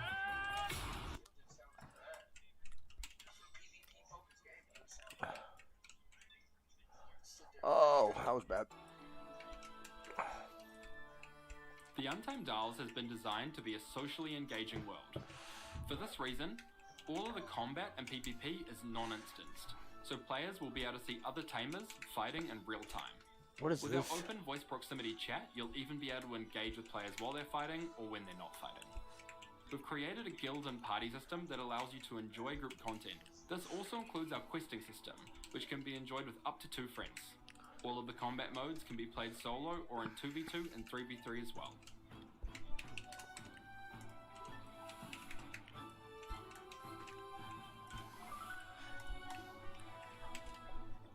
Here at the Untamed Isles, we've done something pretty unique in the sense that you can mix and match all of the monsters you find on our island. Each monster has 7 limbs, which are completely interchangeable. Additional to this, they have a range of subtypes which feed into their abilities, stats, and more. This creates limitless combinations of monsters that you can encounter and create. I don't care about that. Greetings, I'm trying to travelers. hear this. My name is Pine, and I will be your tour guide through Aeternum. Welcome to my complete overlook of New World. Everything that you need to know to get started on your adventures through Aeternum. First things first, what is New World? New World is an MMORPG created by Amazon Game Studios. The title is set to release on September 28th of 2021. But if you're watching this video now, you're probably about to check out the open beta from September 9th through the 12th. I wish I New would've. World is PC only. It is a one-time purchase of $40 and there will be no subscription fee. Now, Oh, let's it's begin. PC only? Our adventure starts with us getting shipwrecked, Okay. marooning on a nearby island. There was no time to waste. This island was full of corruption. Yeah, see, I didn't know it was PC only. beyond That's the cool. mortal reach. Real Welcome gamers. to Aeternum, the home of all of your travels. We must now defend these lands from those who seek to destroy it. Of course, with every adventure, it always starts with you. The character creation screen is pretty diverse, giving you many options to customize your character. It is worth mentioning that once you create your character, it is permanent. You will not be able to change the look of your character model. The only way you will be able to change your appearance is through armor or through cosmetics. Of course, you'll have to choose a fitting name for your adventure. From what I understand, the names are region-based and not server-based, which means that there will only be one Pine in North America. This system may change later, but you definitely want to secure your name as fast as possible. For those about to ask, you can use some punctuation, spaces, numbers, and special characters. Now remember, this is an MMO, which means playing with others is a vital part of the experience. We No. briefly mentioned That's how you play regions and MMOs? servers earlier when dealing with Yeah, I the didn't know game. that. Did you know that, Moon? That's what an Let's MMO elaborate. is? The regions are broken down into these categories: Central Europe, NA East, NA West, South America, Australia. I was not able to find any information on Southeast Asia, but hopefully this will change soon. Then, each region will have their own server list. These servers are where your characters are located. For example, if you're on Yama, you can only interact with other characters on Yama. It's important to No, choose a fuck a region console that gamer. you're located in for a better connection to the server, and then to choose the same server for both you and your friends. If you're looking for some company on your adventures in New Even World, though I do I'll play include console. our Discord link in the description below. More than once, but You'll start by doing a basic movement and combat tutorial. This teaching fucking you to hunter is defend dying. yourselves from Just the dying. foes of Aeternum. look at Continue that. moving Just about got forward one shot right there. and work your way until you have to fight against the corrupted captain. The corruption is just one of many evils on this island. It's important not to let your guard down. Once he is defeated, he will send you on your way, and your adventures in New World have officially begun. Now this is where things get tricky. There are 4 starting zones that your character can get sent to. Windsward, Monarch's Bluffs, Everfall, and First Light. There is no guaranteed way to choose where your character starts. Now this can be an issue because you can start in one territory and your friend can start in another territory. My recommendation is that you do not worry about meeting up with your friends at the start. Progress through the storyline. Oh, yeah, you better all stay the ice way block, up buddy. until you choose Good a job. faction. This will typically be around level 10. This will save you a lot of time in walking, as the starter quests are generally the same all the way to choosing a faction. Now, you're probably asking, what's a faction? What does that mean? There are 3 major All right. factions that stretch across Aeternum. The Marauders, the Syndicate, Oh shit. and the I don't Covenant. want to die though. Not only is this land ravaged by the war of good versus evil, but also between I'm not each this other, new on bloodshed amongst MMOs. factions. I'm really not. Choosing your faction is a pivotal point of your character's development. Although it is not a permanent decision, you may only change your faction once every 120 days. So All right, we're gonna hear about the sword build. Hey everybody, welcome back to the channel. My name is Hack, and in this video we'll be checking out yet another easy build for New World. This is our unkillable tank setup, a heavy armor build focusing on sword and shield and hatchet, with fantastic Goddamn. defense and self-healing, crowd control, and multiple taunt capabilities, including AoE taunt. So if you want a super easy tank build for New World that can last you all the way till endgame, this is going to be the setup for you. Let's jump right into it. Alright, so let's start off the build by talking about the best attributes for tanking in New World, and that's going to be basically Constitution and pretty much nothing else. This is because Constitution in New World translates directly to more health, and as a tank you want as much health as possible. This becomes even more important on this specific build because of our main healing skills. All of those skills actually scale with a percentage of our total health, so the more health we have total, the more healing we get back from those skills. Putting points into Constitution also results in some really nice perks for tanking. Okay, Okay. we're gonna hear a different one. It's gonna be tough. Last week I... Because we're real gamers. flew We're not the new to spider MMOs. queen. I didn't mean to. I'm not a Would you fighter. get it off of I'm an him? HP Jesus, guy. dude. I'm the one who takes the hits while the others slay. But Why the is he player, still... He gave me this sweet legendary I'll attack him, artifact. fuck. I just wanted to check it out and... boom. It was just so cool. Raid. Shadow Legends. Play for free. Oh, I did it again. I did it again.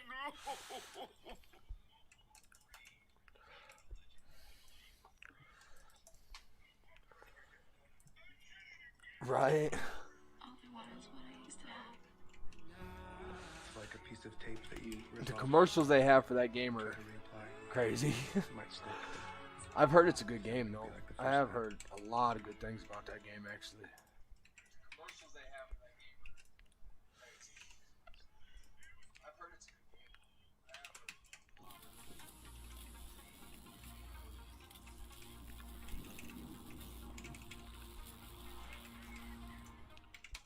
What's going on, folks, and welcome back to the world of Aeternum.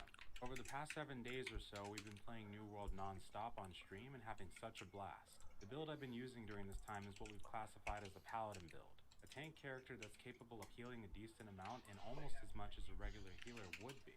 Just recently, we had the very first War of El Dorado server go down, and I ended up soaking about 500,000 damage. So today, I'm here to bring you this build and break everything down in depth.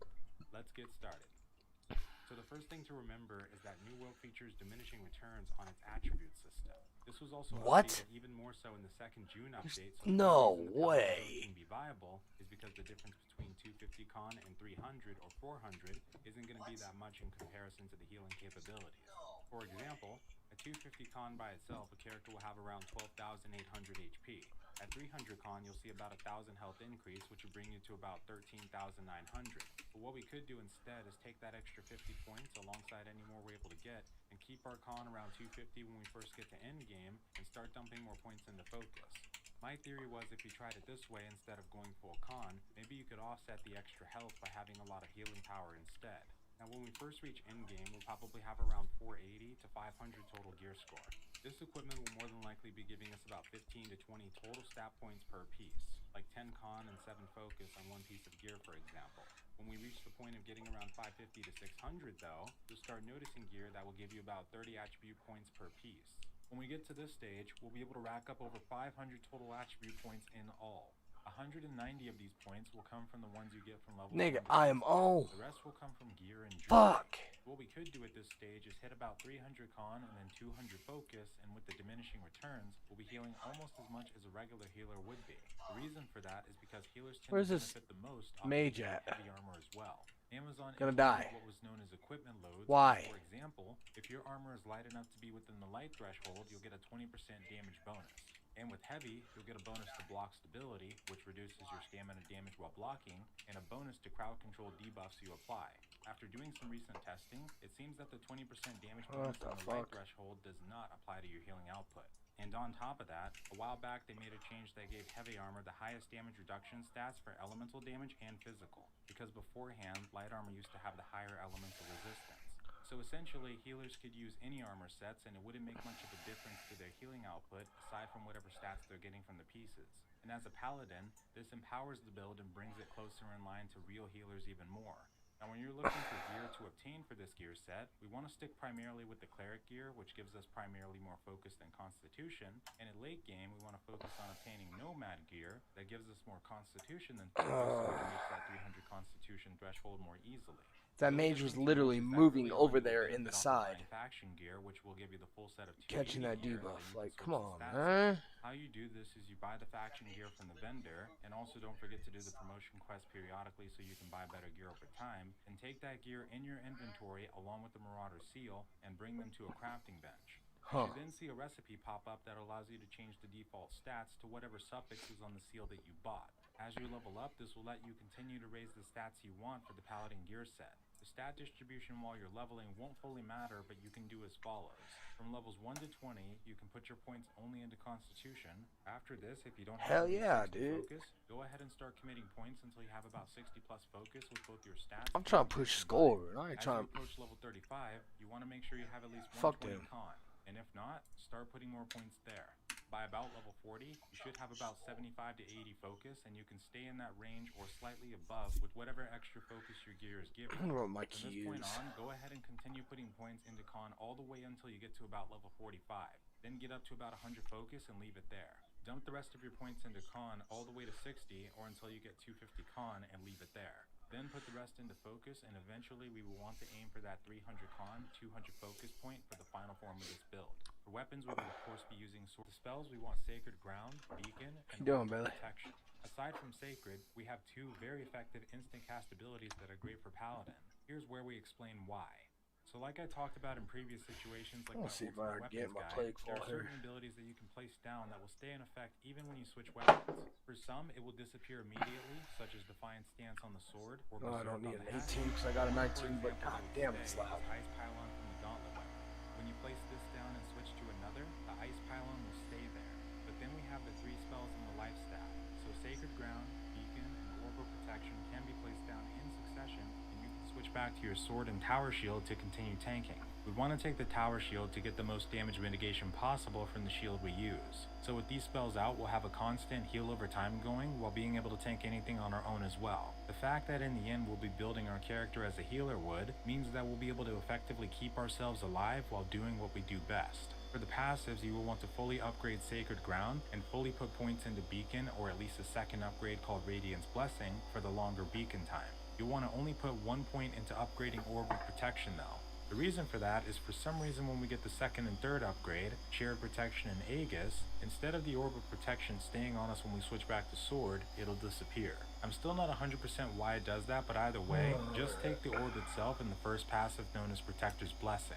And a little trick I like to do with the orb is that you can aim it on the ground to cast it on yourself, which gives a 15% fortified damage reduction buff for 20 seconds, and then you can switch to your sword and shield to pop Defiant Stance, which coupled with the final countdown upgrade on it will altogether collectively give you about 65% damage reduction. And this should also combine with defensive training passive on the sword that gives you more fortify when you block as well. For the passives on the life staff, you'll want Absolved on the healing tree, then Blissful Touch right below it, but you can pass on getting Mending Touch. Then you can get Desperate. Alright, I don't want to do that build.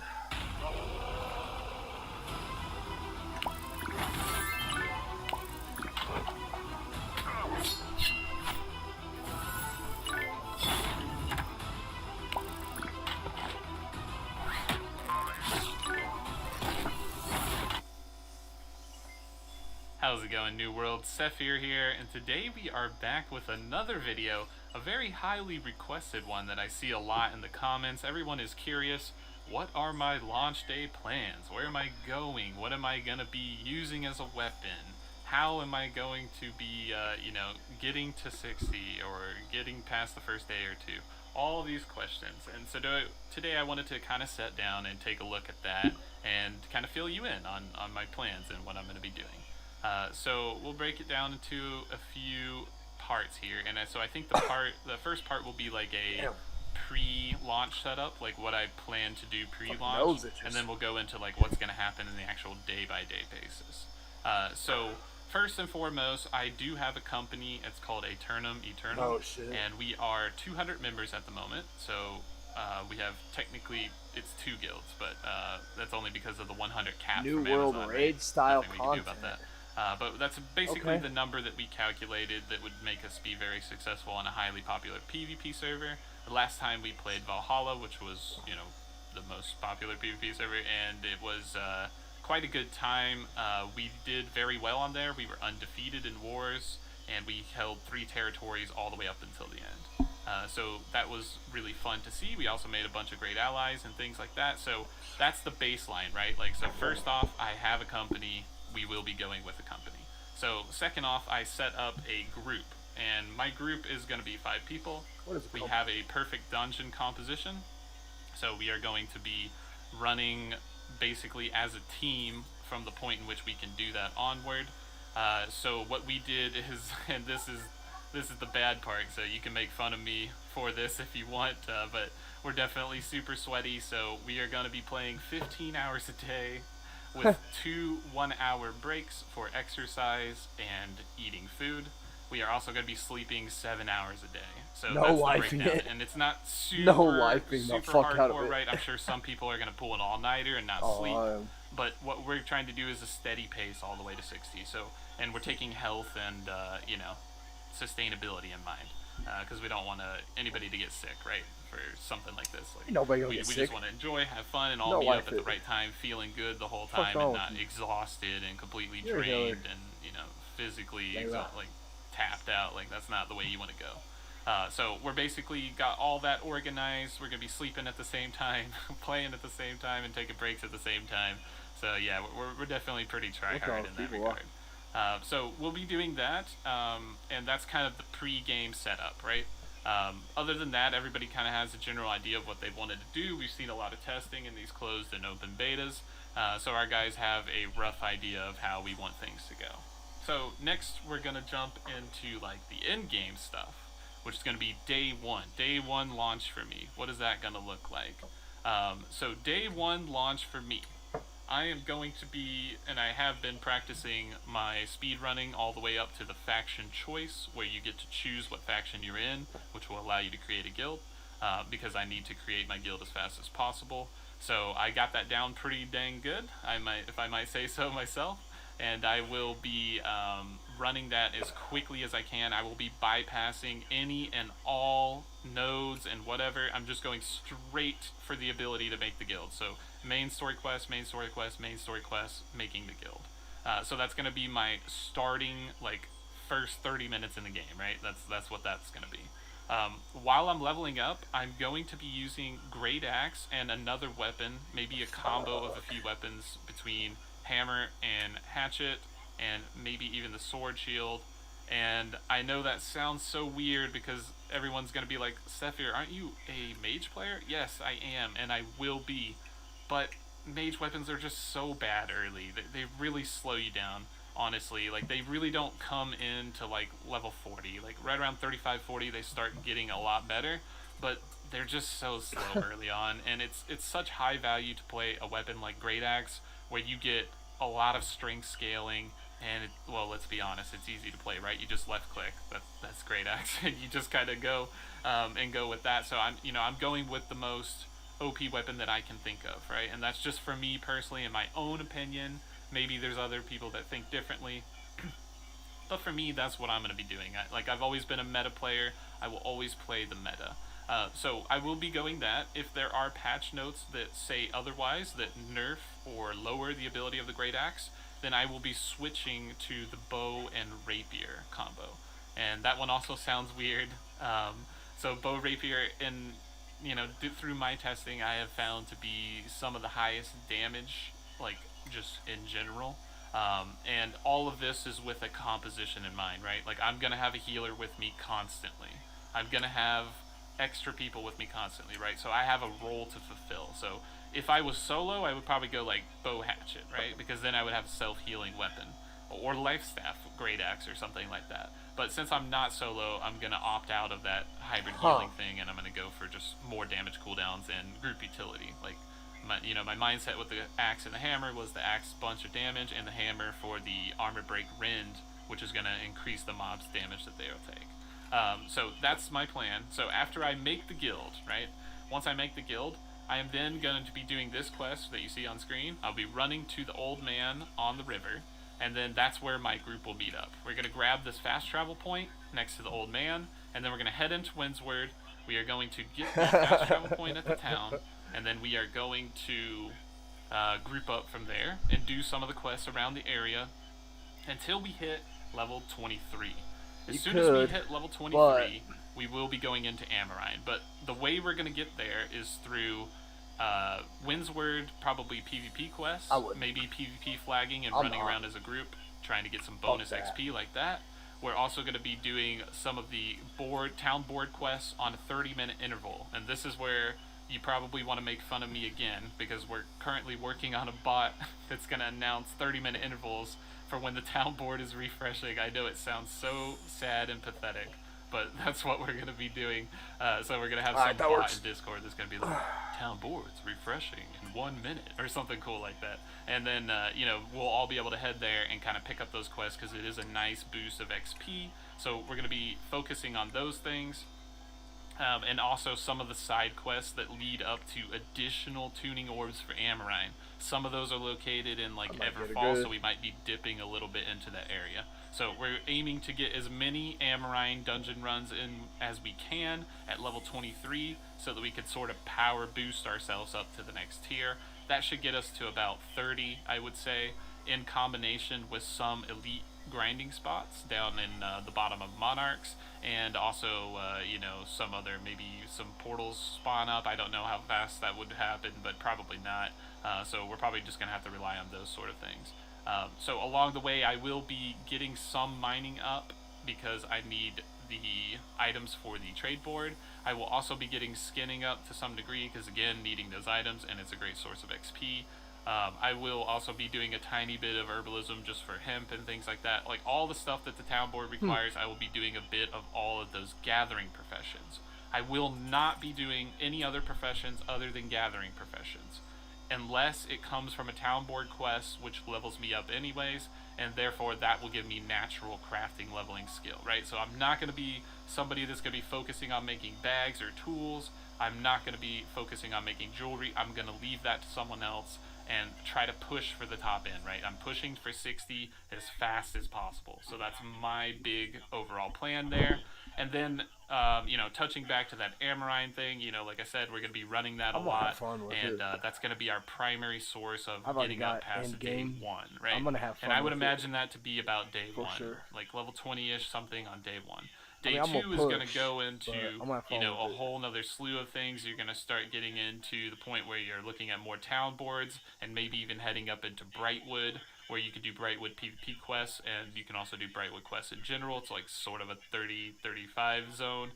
So that's where we'll be looking at aiming towards there. But I'll have a full leveling guide talking about each leveling bracket. So like 1 to 15, 15 to 30, 30 to 45, and 45 to 60 coming up 1 week before the launch. So you can look forward to that. And I'll give all the juicy details and secrets there. So, yeah, that's pretty much my game plan in summary. I do have to find the time to squeeze in the ability to run to one of those forts and claim it. Our guild will be claiming 2 territories at the start. There goes my grades. Be pushing for a 3rd territory, but that 3rd territory would be like Reekwater or like a high. Are you gonna know life at Moon? So that's Are you gonna know goal. life this game? We're expecting to get the 1st territory within the first 30 minutes, I would say, about 30-minute marker. As well as the 2nd one following an additional maybe 20 to 30 minutes after that. We will see on how that goes, but we kind of have a game plan for Smart. that. We did it in the open Smart. beta, and it worked quite well on Valhalla, so that was like a really sweaty PvP server, and we were able to do everything there successfully and remain undefeated the whole time. I'm probably going to play so WoW we're going to go with that same strat, in the and mornings, we're going to pull it off push again, keys right? and shit. So that's pretty much And the then summary of everything there. I appreciate you guys New World taking the at night. time to sort of check in my- and see that's what what I think I'm doing. gonna do. Definitely I think. appreciate all the support. Man, I've been playing for weeks now and I've made hardly any progress in this game. You should switch to Raid Shadow Legends. Oh, yeah. Yep, and you'll get Yeah, a that legendary would be a good champion thing. in your... Hey guys, how's it going? It's Baggins Wouldn't be a here, good and thing. today we are doing an invasion. I've actually already started recording as the invasion has begun Well, because listen to I'm this. bad and I wasn't prepared. I was too busy talking about onions with Twitch chat. But an invasion is similar to a war, but instead of 50 versus 50, it's 50 versus thousands. It's 8 waves of continuously higher difficulty, higher health, higher damage, corrupted, and AI. So you're fighting against bots, but it is very, very hard. I've only, well, I've never seen this successfully defended, although apparently it did happen on the North American servers last night in the beta, which is pretty impressive. But yeah, I don't know it if requires I'll. quite a bit of coordination. I don't know if I I'm not currently will. in comms. I'm just playing with a bunch We'll of see. random players. But We'll see how good I it will is. once If again it's be trying good, to heal. We're if rocking it's the life really, staff really with an good, all AoE healing build. really good, I'll show that real quick because people always like, I what's will, the build back for in? sure. So this is what we got on the life staff. But- Everything's AoE for healing everybody as much as possible. And then I'm using the axe right now. I'm not really sure what secondary weapon I should use invasions. I'm just going for axe for doing damage in case they do get up to the gates and we need to clear them out. And then points-wise, everything's in focus. I'm getting quite a few points from strength and constitution from my gear. But yeah, we're still all out on the focus. So the way that the invasion works, and one thing you can do while there is a little bit downtime like this, is get some repair parts. So we can claim the repair parts, 305 from there. And then we can use those to repair the gates, repair the guns, repair anything else that takes damage. I'm also going to buy some ammunition kits. What? So I can reload the cannons and the guns on the wall as well. So every time you get a kill on the AI, you get some battle tokens, and then you can spend battle tokens at the armory to, you know, get ammo pouches, get potions and stuff. So let's reload this, and let's get in. Okay. Help these guys out.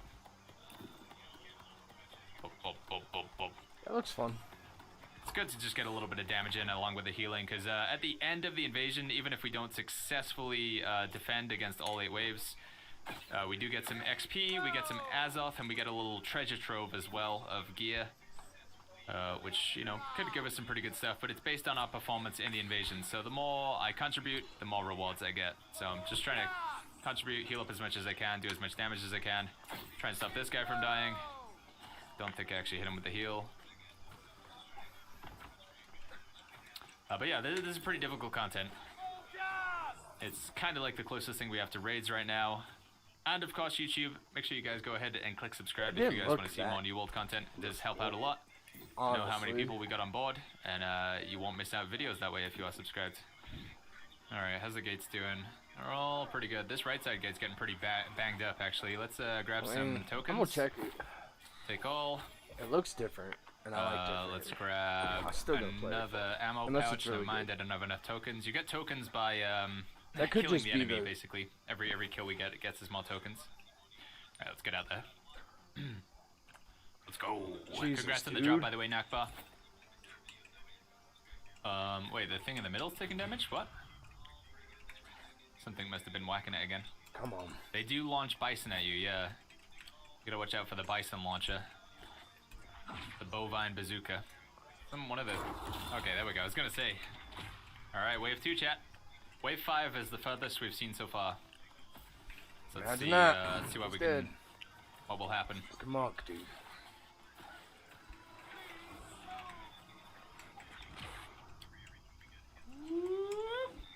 Can you repair the middle thing? No, unfortunately that's the one thing you can't repair. The thing you'd like to repair the most. I'm trying to watch this. Alright, we while gotta I get play. rid of that. That's bad. Can I actually hit it with it? I've never actually checked to see if I can hit these with my life staff. That's the bovine bazooka, chat. Oh, you could get down on the... What? Got some heals going out. Okay. Oh, we can. Oh, it actually does quite a bit of damage to it as well. Nice.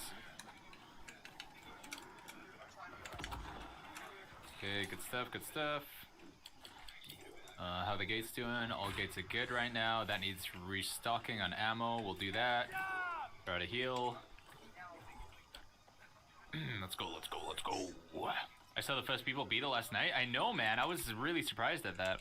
I didn't think that was going to happen in the beta. These are really, really hard, in my opinion, to fully defend.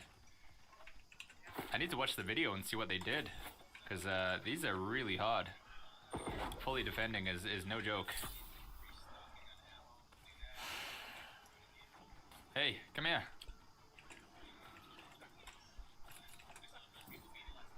Okay, where was the gun that I wanted to reload, chat? It was over here, right? Jesus Christ, what the fuck are we doing? Life staffs do a ton of damage against corrupted. Yeah, all my weapon is nature. All my weapons are nature damage, so it's gonna be pretty good. All right, let's reload. Oh, we got a bat coming.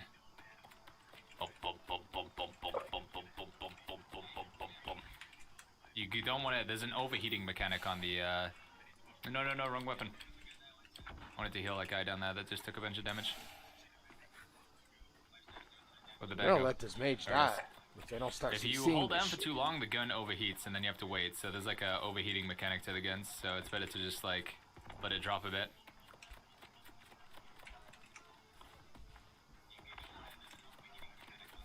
I think we can get headshot damage with this as well, right? Yeah, it looks like it. Alright, there we go. So Try to bad. heal. Everyone. Spoja.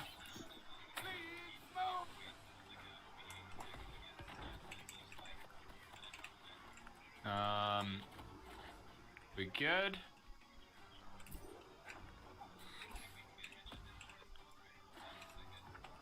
How are we doing over on this side? I never check the back gates. I probably should check the back gates more often. Okay, got some enemies coming this way. Whoa, whoa, whoa, whoa, whoa. Any more catapults? Siege tokens. Take all. Nice. Jesus, Let's dude. get another haste potion. Let's put a trap down. Yeah, we'll start working on the traps. Yeah, they've got some traps down here as well. Okay. Trap. Skadoosh. There we go. Any gates need repaired in particular? No, they're all pretty good. Here comes the bovine. Oof. So those used to spawn. You liking what you're hearing so far? A little spawn point that enemies would come out of. I don't know if they're just invisible and not rendering, or if they removed that mechanic, but... This looks interesting. Alright, let's go shoot this thing. It even has a... what do you call it? Jeez, dude. Oh. Got our first, like, elite enemy. New Big World heals. boss. Boom. What? Has New World been... around for a year? There's no way. This is the end of the adventure. Yep. Look at it. From the very shores to defeating the grizzly bear, to ascending the mountain, and going straight into the depths of hell. It's been a great time. The real legendary is the friends we made along the way. I have really had no idea it's been around that long. I'm gonna cry. Today, we will do the end game for New World. Together. I will show you guys what the game has to offer. We will beat the fucking shit out of that game. And on top of that, I have over 100 boxes that I farmed last night to open with full luck plus 3 gear and get some goddamn legendaries that are gonna get deleted in 48 hours. Boys, let's put on all the gear. I have 122 minor breach caches, 8 major breach caches. Fucking nerd. Shut up, idiot.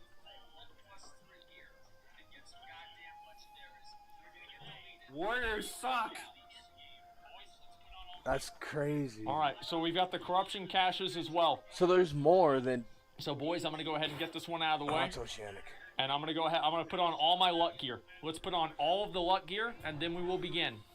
Gentlemen, today we will unbox the greatest items that this game has ever seen. Okay, all right, let's open them up. First one.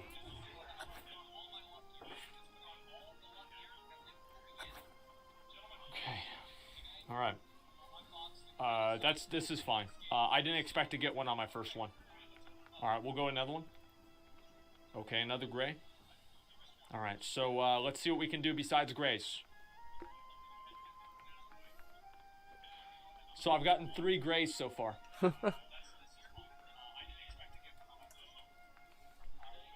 3 grays. Everything's fine. Everything's completely fine. It's not a big deal. All right, another one. I might go raid. Are you fucking kidding me? I got 6 grays in a row. How is this even fucking... Dude, I'm so... Okay, just give me a minute. I'm gonna salvage this garbage, okay? Here we go. Okay, we got gray boots. All right, a gray staff. I'm gonna open up a big one right now. I've got to open up a big one. A green pair of legs? Logging legs? Are you fucking kidding me? Are you fucking kidding me? Okay, let's go again. All right, another one.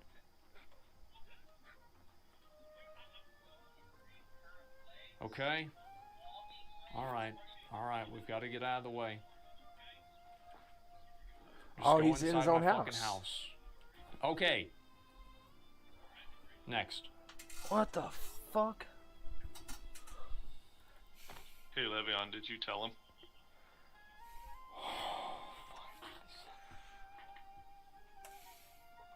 $527. All right, let's go again. Are you fucking kidding me? Are you fucking kidding me? Like, I haven't gotten a single good item. Is what nice? The house? Like, should I unequip my luck gear?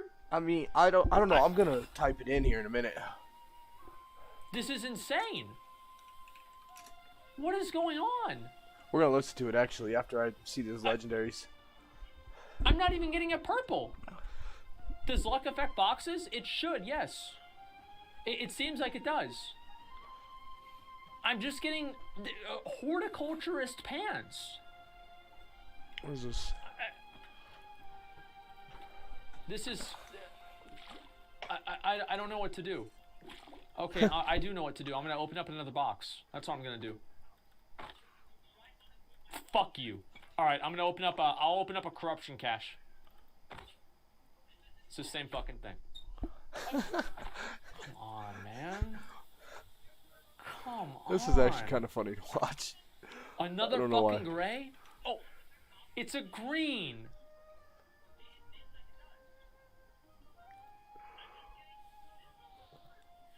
It's fine. It's fine. I'm about to get it here. Everything's completely okay. Everything's just fine. Let's go. We'll do it again. Another one. Another one right here. Okay. Okay, alright, boys, we're heating up. We are heating up right here. We have the Sorcerer Hunter's boots. There we go, boys. There it fucking is. Try opening a cache without locks. Yes, we actually got ourselves a perpy boy. Do the trophies increase your damage? I don't know, but I might as well have one, right? Okay, next. Alright, we got a gray. Okay, we have another gray hatchet. Alright, this is fine. I don't care about that. It's completely okay. I'm gonna get rid of that one too. Okay, good. Alright, we're gonna get rid of all of these. Okay. Okay. Okay. Okay.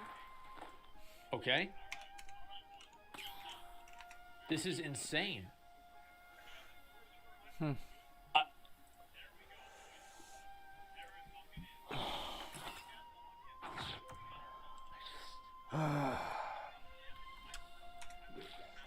on, man. Like, I need a legendary. I need a legendary. Like, Amazon, give me a legendary, man. Where's my fucking legendaries? He almost said Blizzard. He had This is to. That had to been that pause. No. They look nice though. Jesus Christ. Maybe luck doesn't affect boxes? It does. Okay, let's see here. Come on, dude.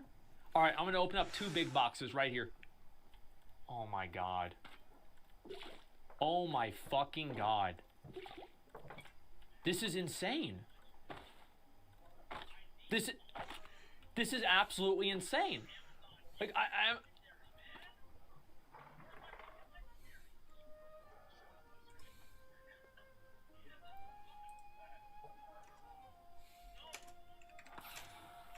It's fine. Everything's fine. We're gonna get through this. It's gonna be just okay. Alright? I don't know what this thing is in here. Okay, let's go. Oh! Oh, we got him! Gear score? It's not. That's not how it works. Okay. Finally, we got ourselves a perpy boy. That's actually a pretty good fucking item. Not bad. Let's just continue, and we'll keep going, okay? Now, that we've got one good one. Alright, I'll open up 2 more corruption caches. These are like the really, really good ones that have the highest chance of legendaries. That's why they have the 4 stars on them.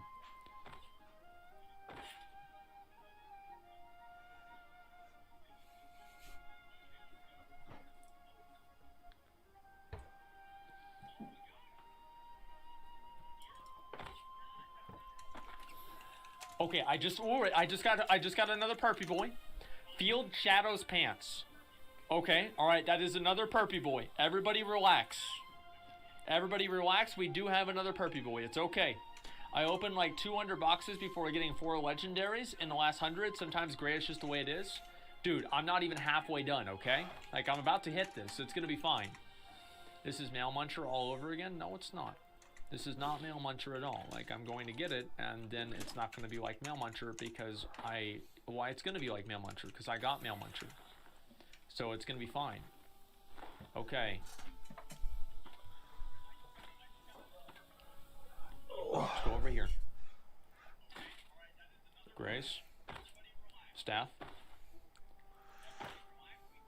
I'm going to open 5 up in a row. So you can open boxes for gear.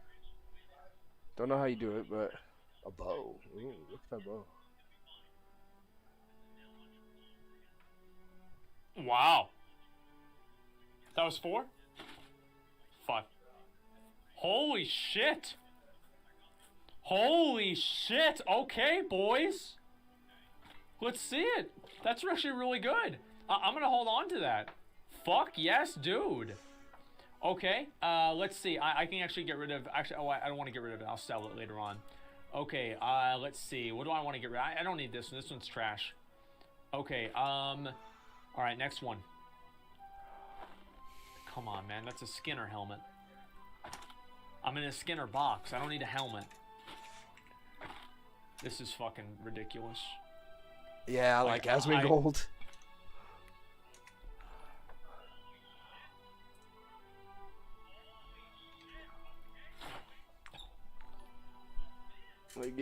Ooh, okay. That's another perpy boy. So listen, we are heating up. We are heating up. We are going to get a legendary, guaranteed. I will bet Guaranteed. 100 fucking subs that I get a legendary. Jesus. 100 fucking subs. At the end of this, I know for a fact I'm gonna get a goddamn legendary. Let's see it. That's not it.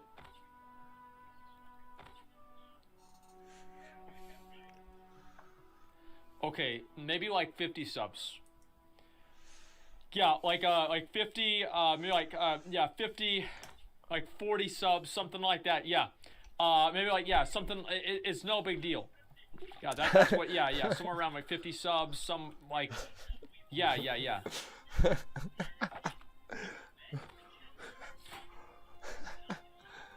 Jesus. 100 subs is a lot of money. Say goodbye to daily insulin injections and simplify life with diabetes with Omnipod. It's a tubeless waterproof pod that provides... You don't have diabetes. Are you fucking kidding me, man? Are you fucking kidding me? Alright, I'm gonna open In-game up a correction crafting box. guide. I'm gonna watch that.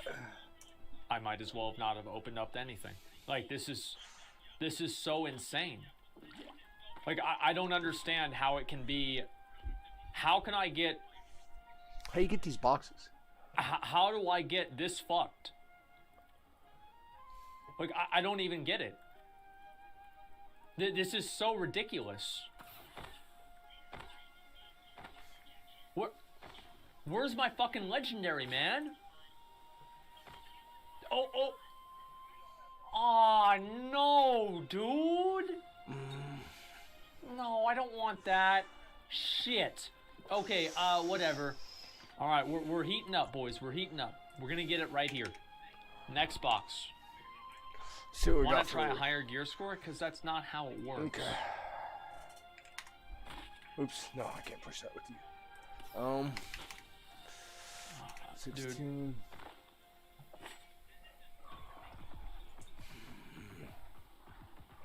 What do you have for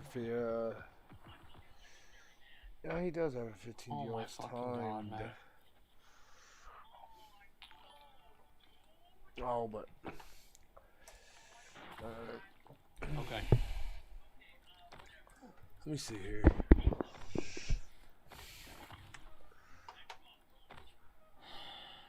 Could go 16 Oh. same one. Okay, I got this. This is good. This is actually good. All right, I got a pair of gloves. That is pretty good. I'm happy now. I'm happy. All right, we'll open 5 up in a row. Okay, let me just let me vendor some of this stuff, and then we'll go and we'll do it again. Alrighty, guys. Everything's gonna be just fine. Let me make sure that I get rid of these. Do I need any of these? I probably should sell that. I don't need this. Let me get rid of this. Okay. 5 in a row. What the fuck? 1, 2, 3, 4, 5. Yeah, well, it seems like it's huge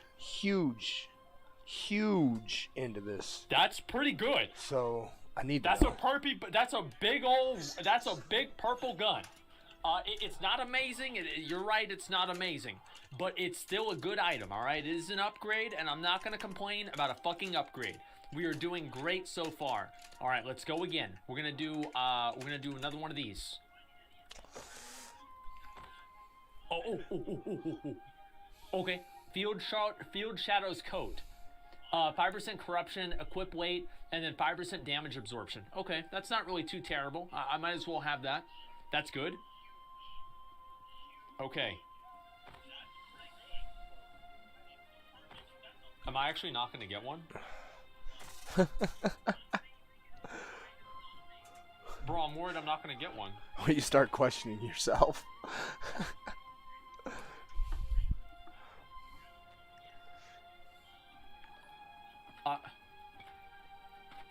They can't do this to me, man. They can't do this to me, man. Like, there's no way. Yes, there is. All right, one more. Oh my god, dude.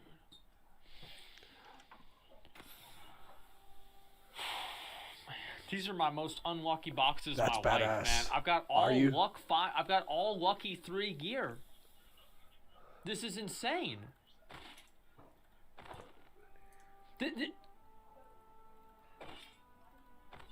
Come on.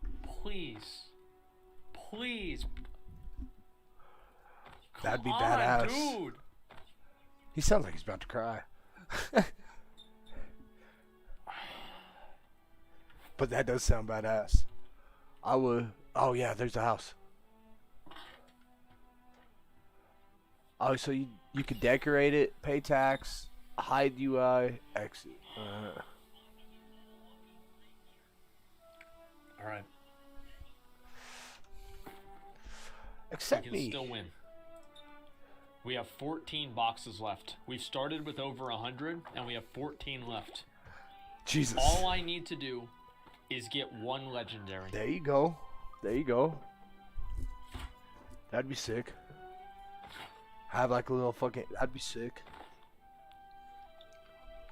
10 more. 10 more. We're fine. We're fine. Everything's good. Okay. He's fucked. Oh fuck! He declined me. What a dick.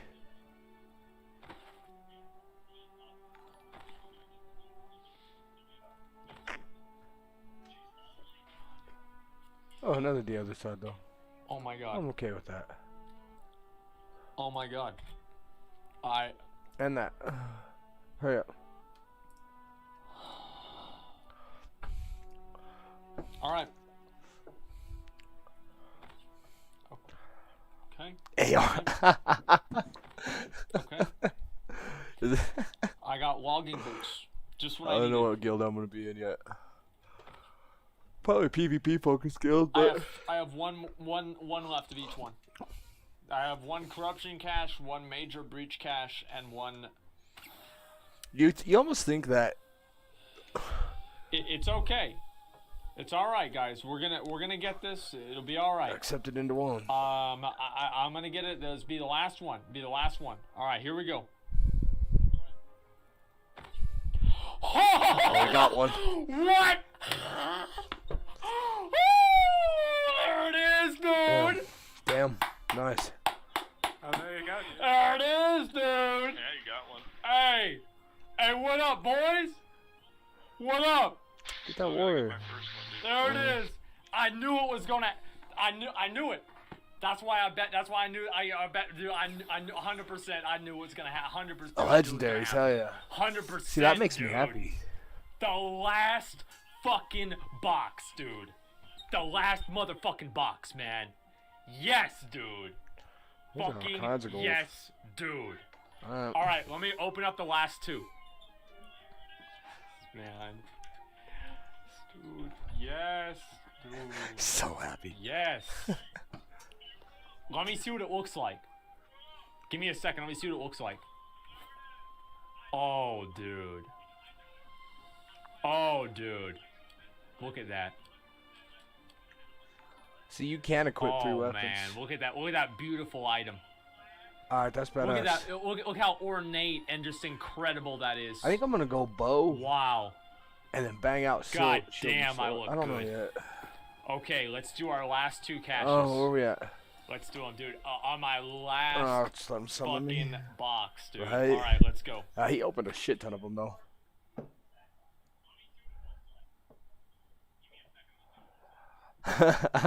he got another one.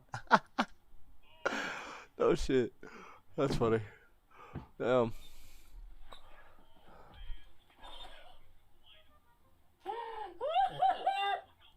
There it is, boys. There it is. See, you just go in there, dude. You open the box, dude. This is how I do it, dude, man. You just go open the box, dude. Get item. What the fuck? Holy shit, dude. There it is. There it is. I knew it was gonna happen. I knew it was gonna happen. 100% I knew it was gonna happen. Holy fuck, man. Yes, I ain't got no dude. tanks. Yes, dude. Oh my god. Dude, 2. I can't even believe. Is Jeff watching? Did Jeff Bezos make that happen? Yo, thank you, man. Thank you. Baby. Thank you. So, can you give me $1 million? Oh my god. You give me $1 million. Hey, Don't forget about me. The Untamed Isles has been designed to be a socially engaging world. For this reason, all of the combat and PvP is non-instanced, so players will be able to see other tamers fighting in real time. With our open voice proximity chat, you'll Hey, how's it going, everyone? Zephyr here, and I wanted to take I bought a some town time aside to in New World. rant and or talk about in-game crafting in New World and what that looks like. So far, What? I've been playing quite a lot, and by quite a lot, I mean probably way more than I should be. I currently have 200 Did hours you hear on that? beta. Yes, 200 beta, you heard hours that right. on the Beta's beta? only lasted 200 weeks, or 2 weeks, not 200 weeks. And 200 hours on that is quite a significant amount of time. So I wanted to share some things that I learned with you, and see if that would help you along your way. Let's do There's this. a lot of mistakes that I made that I wish I knew about, and things that I know right now that going into the launch of New World will significantly help anybody that kind of pays attention to these things. You So can pull in more. the beta, we played on Nerea server, and I think I was the first person to hit level 60. And when I hit level 60, I noticed that I immediately was stopped upon hitting 60. And what I had to do was I had to backtrack and do crafting. I had to backtrack and do some of the legendary quest lines, which we'll get into in another video. And so the biggest thing for me was this right here, stone cutting, right? So if you see at the top right here, I'm 200 stone cutting. This took forever to max out. We had to pull resources from Trinity Guild, from different people, so huge shout out to everyone that helped get me some of the gems and materials so that I could get up to 200 to test this. And why did I want to get 200? Because of this simple item right here, runestone. What is a runestone? It is a 200 crafting level item that has a cooldown. If you notice this little clock over So this is here gonna to be the a left, real MMORPG. it is actually real, a 1 day actual. cooldown, similar to Fucking A. items like How long have I Arcanite been looking Bar for one of in those? World of Warcraft. So you can make 10 of these every 1 day. And that becomes very You know how many important WoW when you go players, to old make school any WoW players, are key gonna play for a this game? dungeon. And the dungeons, or expeditions as they call them in this game, are the prime source of getting high level gear and legendary gear and things of that nature. Oh, really? So as you can see here, this is the Lazarus tuning orb, which Did you hear unlocks the that? Lazarus instrumentality expedition. It requires 10 runestones. So by that logic, you can only Fine, Ursh. craft one of these once every day. And that's assuming that you have 200 in the trade skill stone cutting. So, in my opinion, this particular crafting profession is a must for any in-game PvEer or PvPer. You will be getting this because the gear that comes from this dungeon is the highest in the game. So if you want the best stuff, you want best in slot, you need to be crafting this. The other hard point that I learned about crafting this item is this corrupted Oh shit! I lodestone, gotta heal. which comes from converting up these corrupted slivers, fragments, shards, and then eventually a lodestone. As you can see, it takes 5 to make 1 green, 4 greens to make a blue, 3 blues to make a purple, and then 2 purples to make a legendary. And the thing with that is that you can only get that from these right here. Greater rifts, the greater rifts, not the smaller ones. They actually give you nothing. The greater rifts give you a box that allows you to get the sliver, fragments, shards, and all that stuff from. However, in these box, it scales with the level. So if you're going to a level 25 greater rift, which there are currently 2 in every What? No way. they're on about a 30-minute to an hour respawn time, and you will get, for the greater rift, you'll get a few slivers, maybe a fragment if you're lucky, which is the gray and green quality items. If you go to a 45 portal, which there are 3 up currently in Morningdale, one of the 45 zones, you will get sometimes green fragment, sometimes a blue if you're incredibly lucky. And when we did the 65 portals in Mirgard and the Shattered Mountains up here, you got sometimes a blue shard, sometimes green. I've heard rare occasions of getting a purple. I don't know if it's possible to get a legendary, but it may be. So as you can imagine, that grind is going to be quite tedious because there are some portals.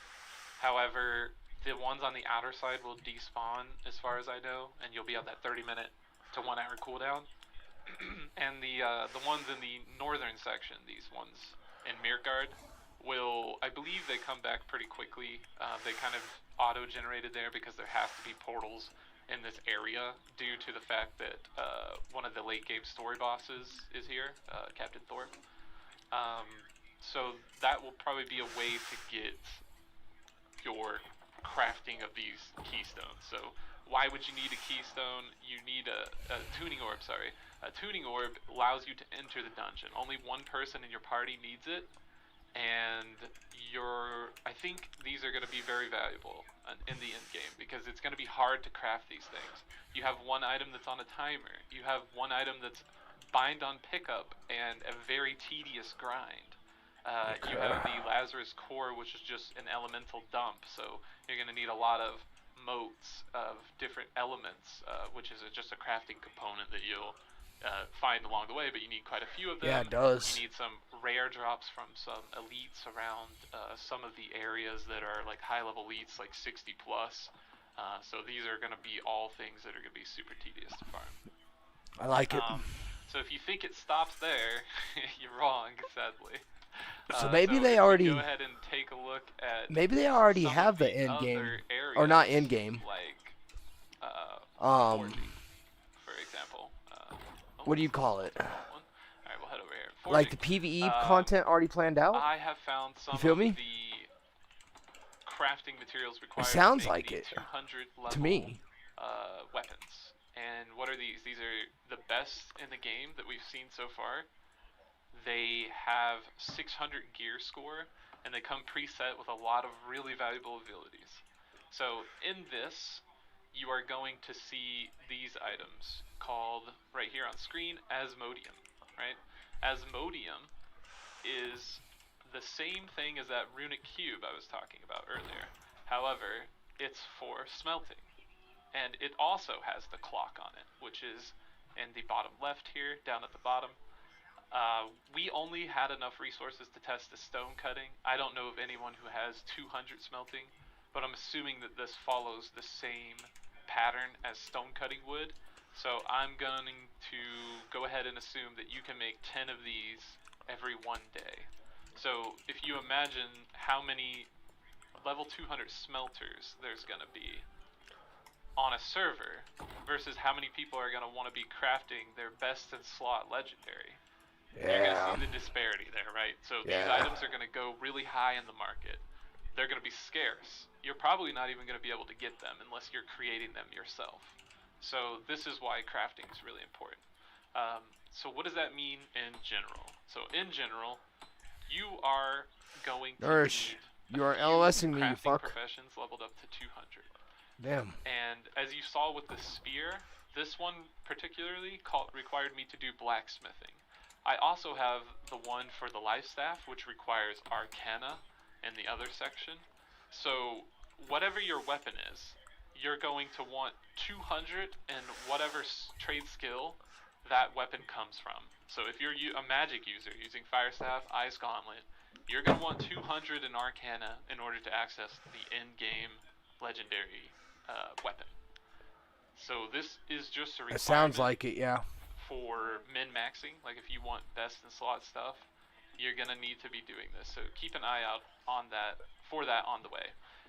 The best And your way best to go about and your that, however, talent system is in your weapons. until you are level 60, because once you are level 60, it makes gathering and professions a lot easier because you have access to high-level gear that boosts gathering.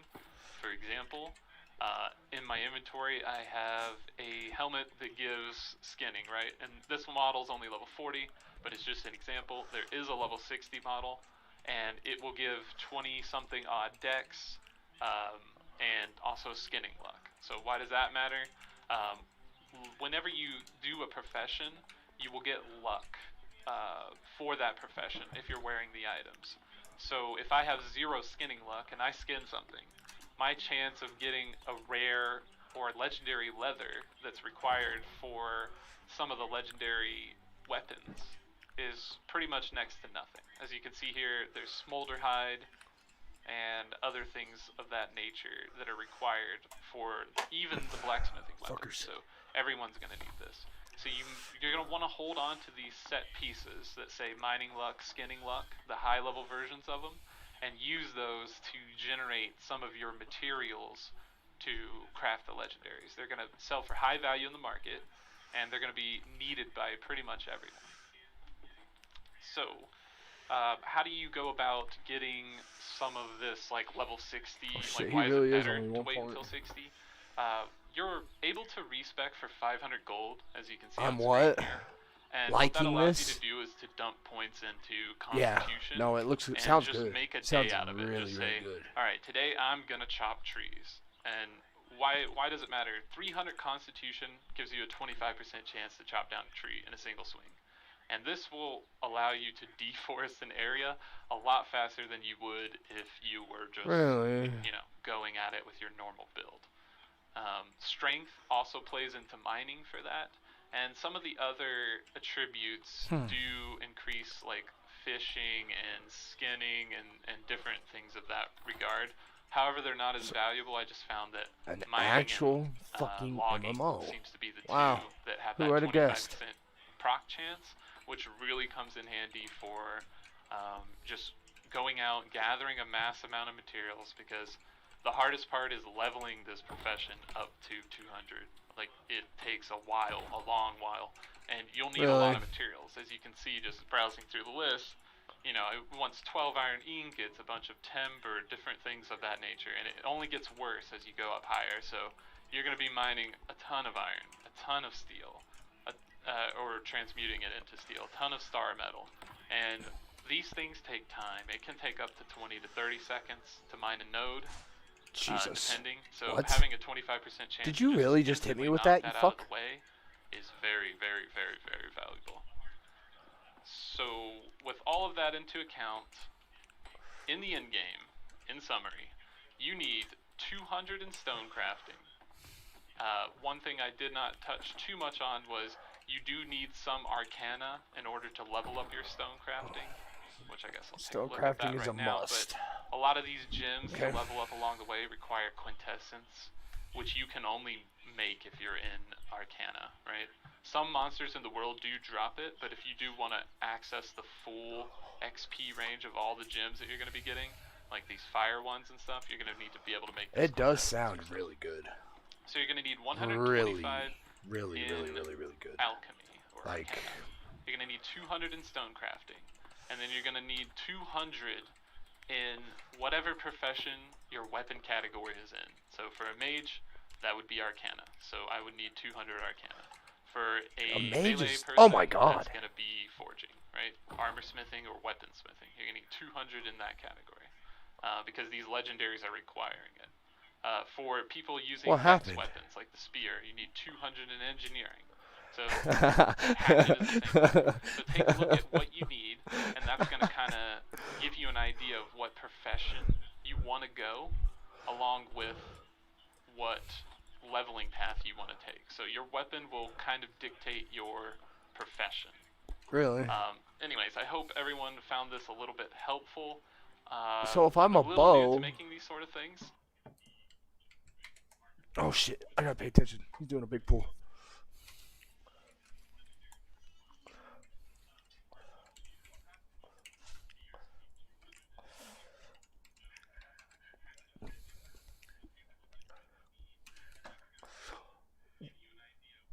What the fuck? What the fuck?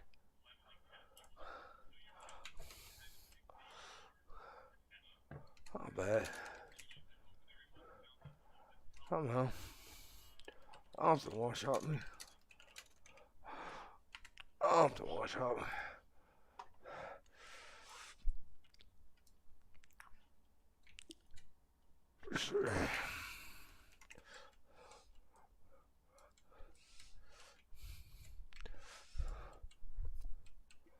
Damn. This game sounds like an okay. So everything you need to know about housing. Make your side hustle your official hustle with LegalZoom. Meet Azeron, a game-changing keypad made specifically for you. It essentially replaces my keyboard. It's also about experimentation, customization on a whole new level. You can customize almost every part of the Azeron keypad, from the angle of the fingers and the thumb to the distance from the palm rest. Using 3D Customizer, you can make your personalized keypad.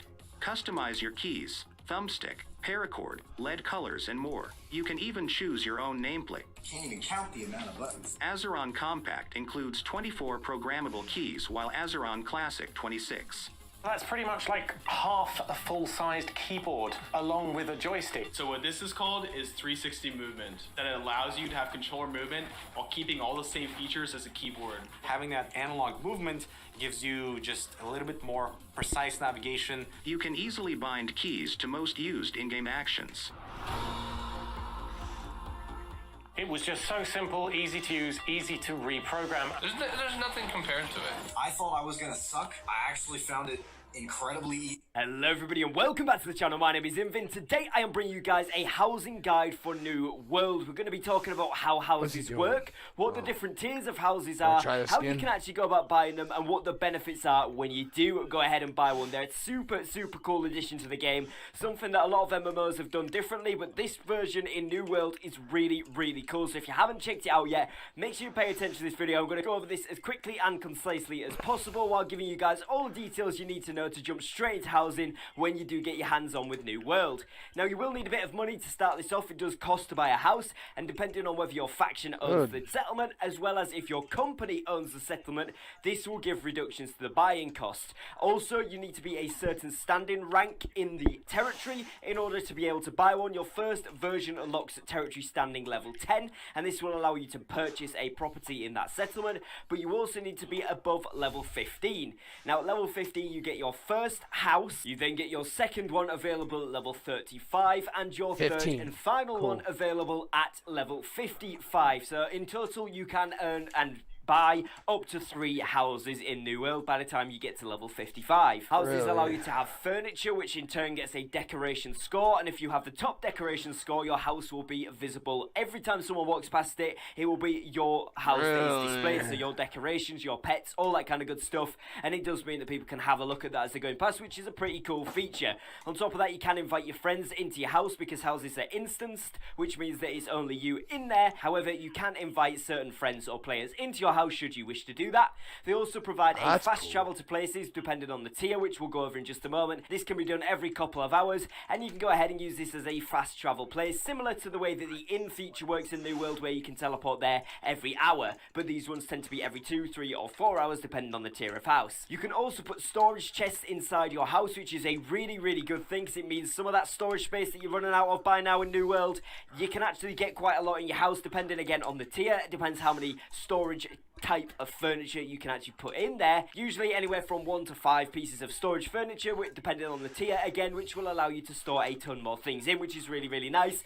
And finally, you can put trophies inside your house, which do offer buffs to you, which can be things like damage against a certain mob type, or damage reduction from a certain mob, extra points in skilling or extra luck when skilling, anything like that, and we're going to go over all of those as well. So first off here, you can see the different tiers of houses. We've got tier 1, which costs 5,000 coins, and this is a 4-hour fast travel cooldown reduction with a max storage furniture allowance of 1, which means you can have 1 storage chest, 5 maximum pets, 4 maximum lights, and a territory standing level of 10 is required to purchase a tier 1 house. Tier 2 is 10,000 then, with a 3-hour fast travel cooldown, 2 storage furniture opportunities, 6 pets, 6 lights, and a territory standing of 15. A tier 3 house is 15,000 coins with a 2.5-hour fast travel cooldown, 3 storage furniture items, 7 pets, 8 lights, and a territory standing level of 20. And finally tier 4, which is the maximum tier of housing you can get, is 20,000 coins, 2-hour fast travel cooldown to the recall to this house. Storage furniture, you're allowed 4 storage chests. Pets, you can have 8. Lights, you can have 10. And territory standing level needs to be 20 or above. Now, obviously, they do cost taxes as well, and depending on the governing company of that city, you know, it depends if they're kind or not, they will decide the property tax for that area. Now, if you don't pay your property tax, you don't lose your house, but it does mean that things might not work, so your decoration ranking might not be up there because it doesn't get the bonuses. Any buffs you have active through trophies might not work, and all that kind of thing. So you just want to keep paying that as often and pretty much every time if you can. So going into the game here then, as you can see, this is somebody's house in Weaver's Fen. This is a settlement that my company owns in the beta here. So obviously you can see somebody's pet, very cool, like multicolored lion there. I really like that. So when you go onto this here, you can see their puppy there as well. When you go up to it, you can click enter house menu, and this shows you the top player. So this guy's Sid. He's got 14,000 decoration points, so you can go ahead and enter his house if you want to see it. And it also shows you the top 20 houses. Now currently only 2 people own this house, so you can see one other person has it, so therefore they are automatically on this list. But what you can go ahead and do is buy your own one, and then obviously if you're in the top 20 points when the game fully releases, or more people buy a house in this area going forward in the beta, it will be actually the top 20 and not just the only 2 that own it, because this is a higher level zone. Not many people are over here yet. What we're going to go ahead and do is click on T here to purchase the property, and as you can see, this is a tier 1 house, so it would cost 5,000 coins. However, you can see here, if I hover over this question mark, you've got company discount, which is 1,000. That is because my company owns this settlement. And then you have a first house discount on there as well, which reduces the cost by 2,000, overall bringing the house cost down to 2,000 coins, which is really nice. Now you can put up to 100 items, place furniture and pets in here. And then if you hover over this, it says up to 5 pets, 4 lights and 1 storage chest, which is what we said before. And then you've got fast travel with a 4-hour cooldown and 5 trophy slots. So you can go ahead and preview the house. This will allow you to go into an instance version of this house, look what's inside, and as you can see, this one's not the best house, but for what we've got right now in terms of gold, this is going to be one of the best ones we can buy. So it's just basically a yellow square. So what we can go ahead and do here then is click T, purchase the house, and click purchase this house for 2,000 coins. Congratulations, you are now a homeowner in Weaver's Fen. Make sure to pay property tax to use the housing features. So we can go in here and enter our own house. And as you can see here, there's an option to pay tax. So I can go ahead and it's 350, can pay this in 4 days, and because my company owns this area, there is a 30% discount, which means I've got 150 coins off. Now, what we can press here is the B default, and this will show me all of the furniture that I have available. Right now, I don't actually think I have anything available, but if I was to have things available, then I could go ahead and place them in here. Once you are in this instance, as you guys will see as well, if I just move the camera down from the top left of the screen, just under there you can see it says you are invisible to other players at the top there, and that means that you are in an instance version of your house. You can invite people in like I mentioned at the beginning of the video, but you are in an instance otherwise from that. Now, if you do go into the workshop in whichever town you're in, depending on obviously the level of the workshop and your level of engineering, you are able to go down on this section here and you will find furniture. Now, obviously you need the materials to be able to make these, but you can go ahead and make things like stools, chairs, tables, and all the way going up, bookcases, chests, those storage chests which we talk about as well, you can actually bring those in. So you can have things here like the chest of drawers, the bookcase, all that kind of good stuff. And then you can add decorations to the house as well. And as you go on and level up your furnishing level, you will be able to craft higher level items, which could be things like this combat trophy here, which would require lumber, steel ingots, maple satin, and death motes. And it says a trophy that inspires you a little bit when battling certain enemies, only works when placed in your home, and grants a small bonus in asterisks there when fighting against the lost and their decaying spectral hordes. So again, there's different ones depending on which ones. So that's the minor lost one. You've got mining gathering trophy, so again this gives a small bonus when using the mining pick in the wilderness. So there's several different ones you can get there, and they give you bonuses for doing that as well. So again, going forward in the game, it is going to help you to get better attacks on certain enemies, get better drops, or help you when you're skilling using the pick in the wilderness or any other tool as well, depending which one you equip there. And those do help to give you bonuses, as well as obviously, like I said there, you can decorate your house. use it as a fast travel point, and use it as a portable storage when you do get storage in there. Final thing here then is obviously that you can buy furniture and other bits and bobs like storage chests off the marketplace, so it does save you having to level up your furnishing if you do not want to go ahead and do that, or if you're a little bit loathing the item that you would like to get next, you can go ahead and buy that off the marketplace. But do be aware, a lot of these items can be expensive, particularly the better storage chests and that sort of thing. But if you are looking to get into housing in New World and you want to get ahead with some extra storage, then it can be a really good way to go ahead and do that and make sure that you can get a little bit more storage that's not inside your bank, so it's just an extra part there. So hopefully you guys have found this video useful and informative. If you have, please do make sure to leave a like on the video down below, and if you are enjoying my New World content and you would like to see more New World content, then please... These $60 Japanese smart patches are taking the world by storm. Just apply them before bed and wake up feeling refreshed and clear as you peel off decades of built-up chemicals and toxins. The story behind these patches began when recent medical research uncovered hundreds of new modern-day toxins.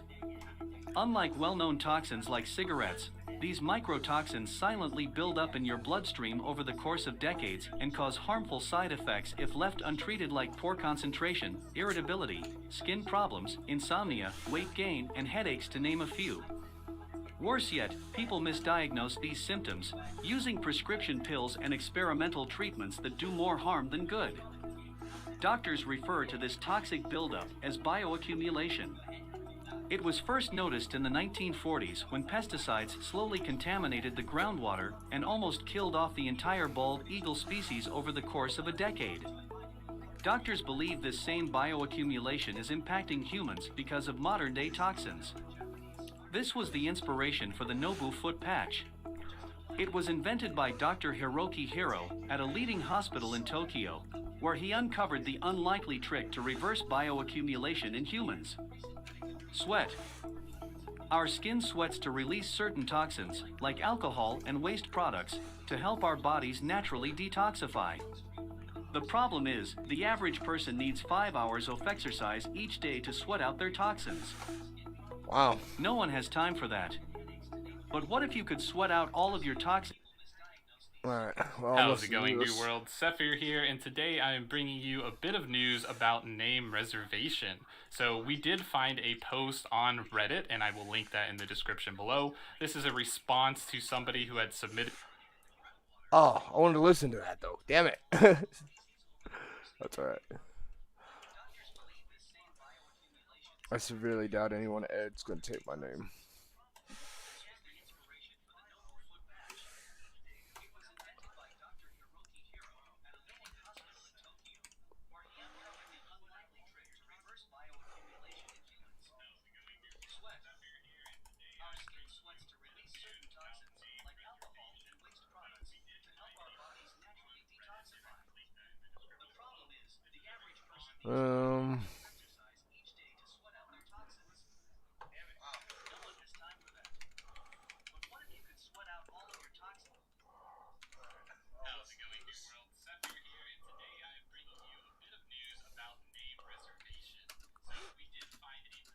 Oh shit, my bad.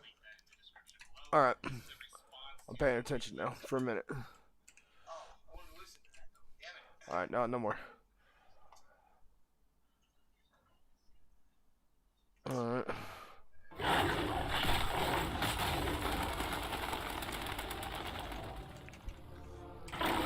I don't think we're gonna time this.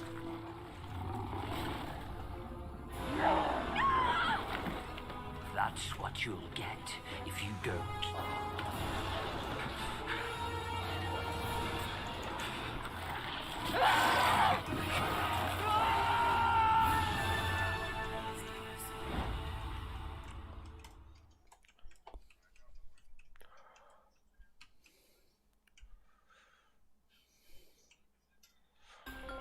The first rule of the conservatorship was you don't talk about the conservatorship. Not much was really known about what was going on behind the scenes.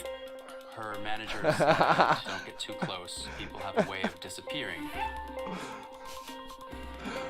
I mean, you are Hello the one. And welcome to Ginger Prime. My name is Brian, and in this video, I hope to help answer the question his name's as to Brian what too. class you should play when It's his getting fault, started in not New World. mine. Though while this is See? an MMORPG that uses an open class system, which will let you mix and match and design whatever class that you want based off of your personal choices, I'm hoping this video will help give you the information that you need to know when deciding what weapons to pick, what attributes to focus in on, and even what gathering skills benefit off your personal choices. It's important to note that while there have already been a lot of changes in the game as of the alpha, with any MMORPG there are more changes to come in the future. So if you're watching this video, say sometime in fall 2021 and beyond, be sure to check the top link in the description for the New World playlist. So that way you're always getting the most up-to-date information possible. So with all that being said, welcome to the channel, welcome to the video. If you're new here, my name is Brian, and if you're already subscribed, you are a freaking legend. That's what you get for subscribing, by the way. A title of freaking legend, so feel free to use that wisely. Now, this video can tend to be on the longer side, so you can also feel free to use the chapter markers in the playhead to jump to any of the area that interests you the most. We're going to start the video with high-level summaries of the information, and then we're going to dive deeper into the battle system later on into this video. So, let's go ahead and begin. To start, this video is brought to you with no mid-roll ads to ruin your viewing experience. This is because Valine joined as a member of the channel. So be sure to thank Valine in the comments or send them an air high five after watching the video, and they'll be able to feel it for sure. So, in today's guide, we're going to start with a high-level summary of the 11 current weapons that you can pick. You get 2 weapon slots that you can switch at any time, and you're able to use those skills independently of one another, bringing your total active skills to 6 at any one time, plus your light attack and your heavy attack will round out your damage output. But beyond the weapon choices, you also have your attributes, which impact your weapons and your character and your gathering professions. And that's before we even get into gear, which has perks that can be modified and will modify your build in so many different ways. Honestly, the potential is unending. Now, the combinations of this is all really exciting, so I'd highly encourage you to check out newworldfans.com for their build simulator after you finish watching this video, so that way you can kind of come up with some crazy builds all while you're waiting for the game to launch. And I also want to make special note to other content creators making New World content, did you guys especially Sir drums Medieval, right there? which you'll see some of his footage altered a little bit in terms of the skills later in this video, but his main video that I took that footage from is linked below, so be sure to go check out his video as well as the amazing folks over at Studio Loot who actually run the New World's Fans website. I'll include others like Danny and Sunday in the description of this video, and if you guys know of any awesome creators that you'd like to reference, please feel free to link them and introduce me to them in the comments in this video. Now, let's go ahead and go over the weapons, shall we? Like I said, there are 11 current weapons in the game, and even rumored of more to be added here in the future.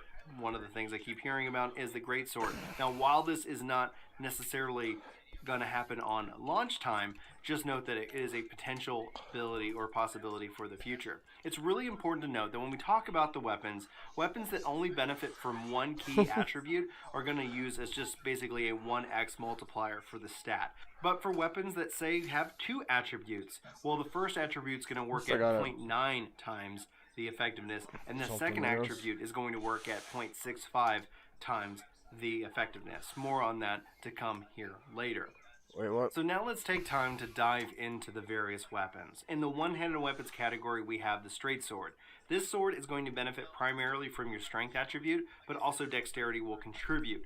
The straight sword is currently the only weapon that will allow you to equip a shield with it, and thus it's a great all-around starting weapon for any player, offering both damage and defense. The sword also has 2 skill trees, like every weapon that you're going to see here in this list.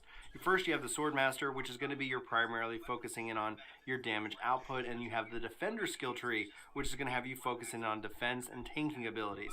It's important to note that the game is going to offer Carnelian gems, which can be socketed into gear, not just for the sword and shield, but for other classes, other weapons as well.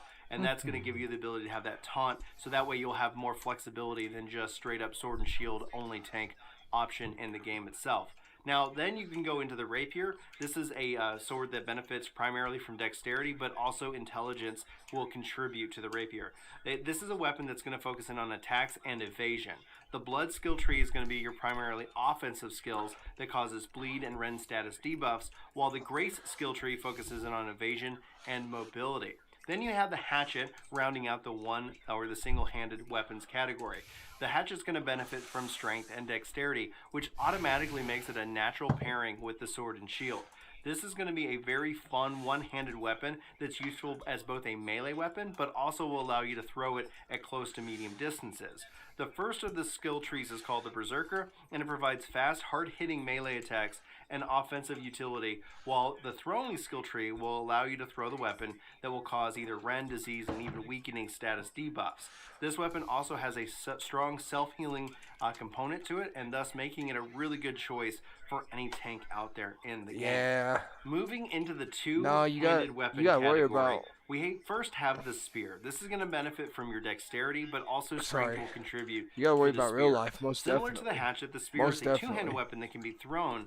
So its zoner skill tree provides throwing attacks and crowd control in the form of a knockdown and a pushback, while the impaler skill tree is going to focus in on damage and bleed and rend differing attacks. And I mean, this is going to be my second Then we have game the at Great the moment. Axe. This is going to be based solely off But your it strength sounds attribute. really, The Great really, Axe is going to really focus good. in on a damage. The Reaper skill tree here is a lot of single target damage and even movement and perhaps self-healing. What are you But then guys you can doing? move into the Mauler skill tree, which is going to focus in on your AoE abilities such as Whirlwind and some crowd control skills that will allow players to pull targets into them. Lies. Finally, in the two-handed weapon category, we have the Warhammer. This is going to be built off of strength as its primary attribute as well, and this is a weapon that's going to focus a lot on crowd control. The Juggernaut Are skill you tree judging is going me? to focus more on damage, while the Crowd Crusher Because tree I am an old grants school access to powerful MMORPG stuns player? and various knockdowns.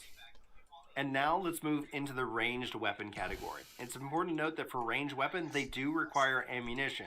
Modern MMORPGs tend to stay away from this mechanic, but bows and arrows and muskets, in this case, are going to use ammo. So just keep that in mind if you're wanting to play a ranged class.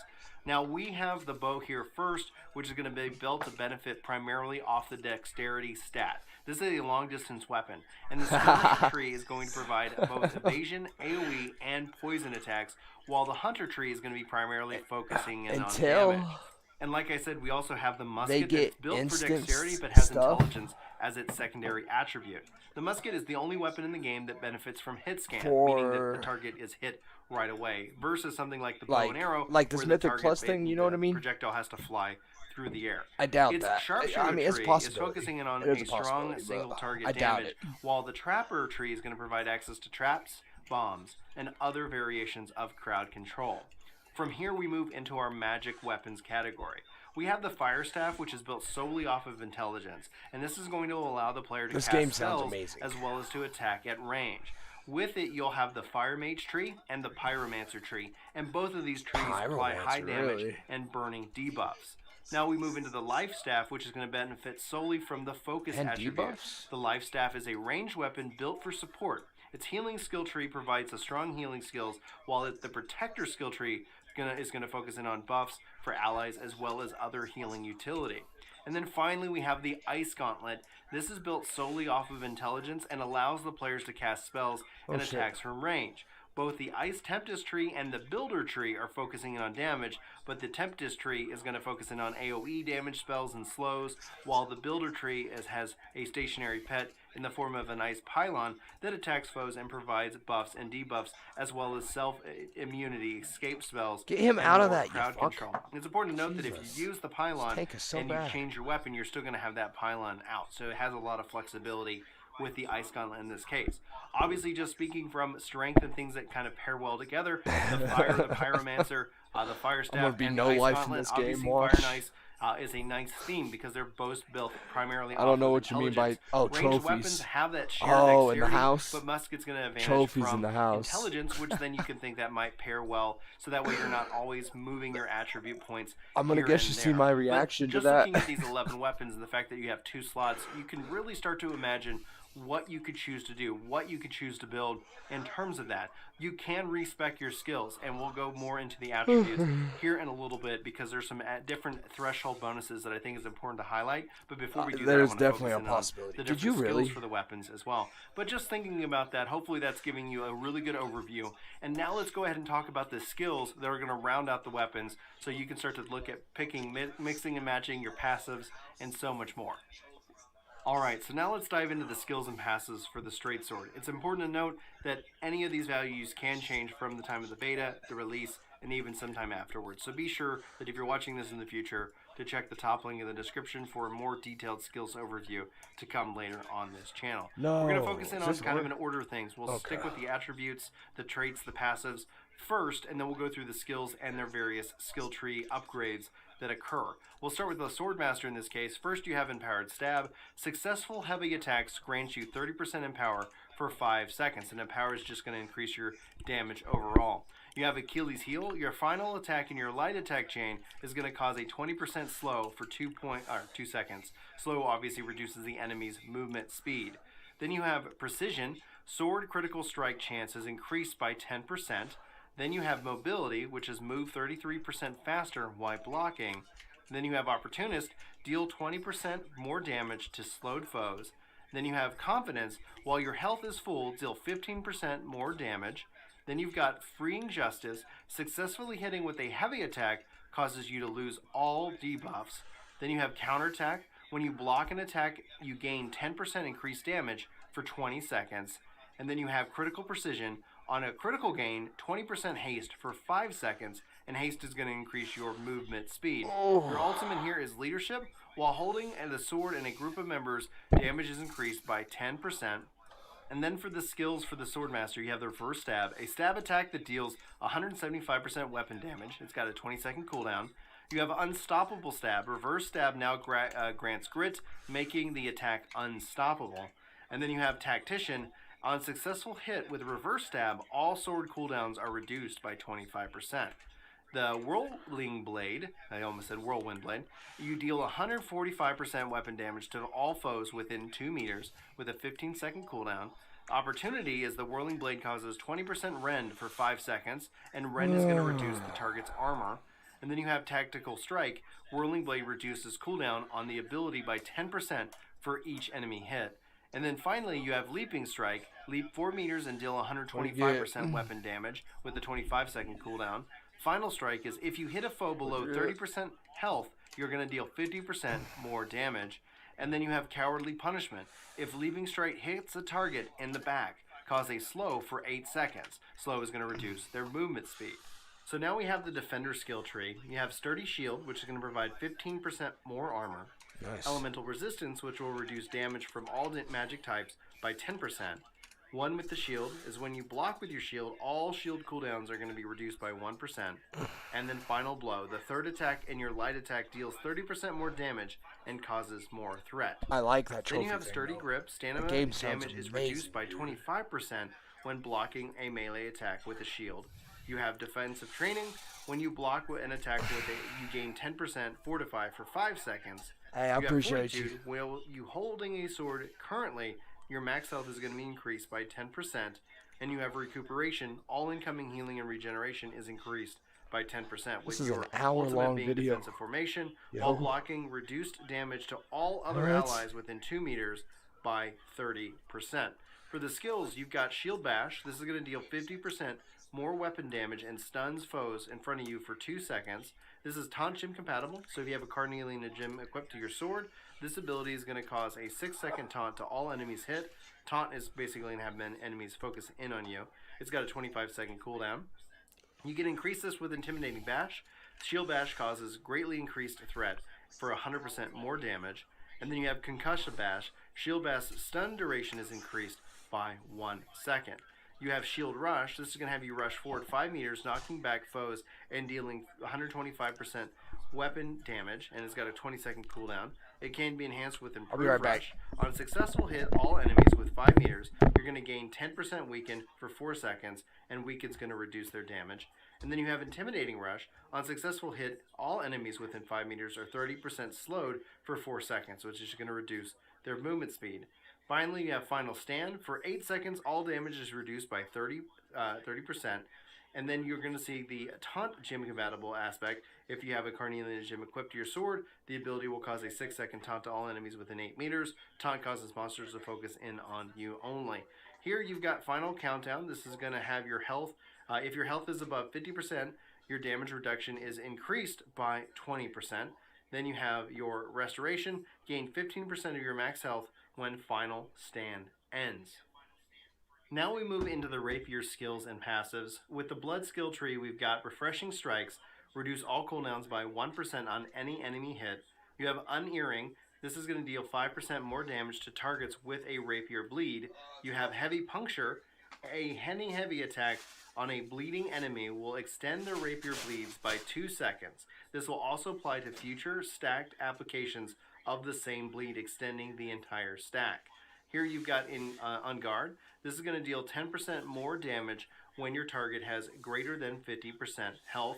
And you have Light Edge, increased damage from both middle and swipe attacks and the light attack chain by 8 seconds. Then over here we've got our skill trees. In this case we've got Tondo. Tondo is going to slash so quickly that it extends the reach of your blade. This strike deals direct damage, but also applies a bleed that will deal 100% weapon damage over 12 seconds. And this can stack up to 3 times, refreshing previous applications. And the cooldown on this is 11 seconds. Then you can Thirst for Blooded, which applied the first bleed stack to an opponent. This cooldown is reduced by 10%. Then you have, and again, if you hit any target, even on a blocked hit, this cooldown is reduced by 15%. And then you have Proper Spacing. Improve your damage from Tondo by 10% if you're 3.5 meters away from your target or more. Then you have Flourish and Finish. Flourish performs an attacking, knocking back enemies. Pressing light attack at the end of a flourish will continue this ability by automatically performing Finish. Finish lunges forward, consuming all Rapier Bleeds on any target hit and deal 110% of their damage immediately, and with a cooldown of 20 seconds. Then you have with Flare, gain grit on both Flourish and Finish. You have Swagger, 20% stamina when successfully hitting a target with a finish. Then you have Fuel. Each tick of damage from Tondo's Bleed reduces the cooldown of this ability by 5%. And then finally a Bloody End, which is the ultimate. Finish deals 150% of the Rapier's bleed damage instead of only 110%. And then finally we have Flurry. After a proposed stance of Unleash and a series of 5 quick thrust attacks with each strike dealing more damage. Flurry can be dodged or cancelled at any time. Alright, I'm back. Cooldown of 16 seconds. You can overwhelm them. Each hit of Flurry does 25% more block damage, followed by Fleeting Strikes. Each hit of Flurry reduces the cooldown of this ability by 7%. You have To the Bone. Each hit of Flurry extends the Rapier's bleed by 1 second. This will also apply to future stacked applications of the same bleed extended the entire stack. And you have Finalize. The last hit of Flurry will cause the enemy to stagger. Over here on the Grace skill tree, we have Desperation. You deal 10% more damage when your stamina is below 40%. Red Curtains, critical strikes reduce all cooldowns by 5%. You have Controlled Breathing, 3.3 stamina on any hit. You have Perfectionist, deal 10% more damage when your health is full.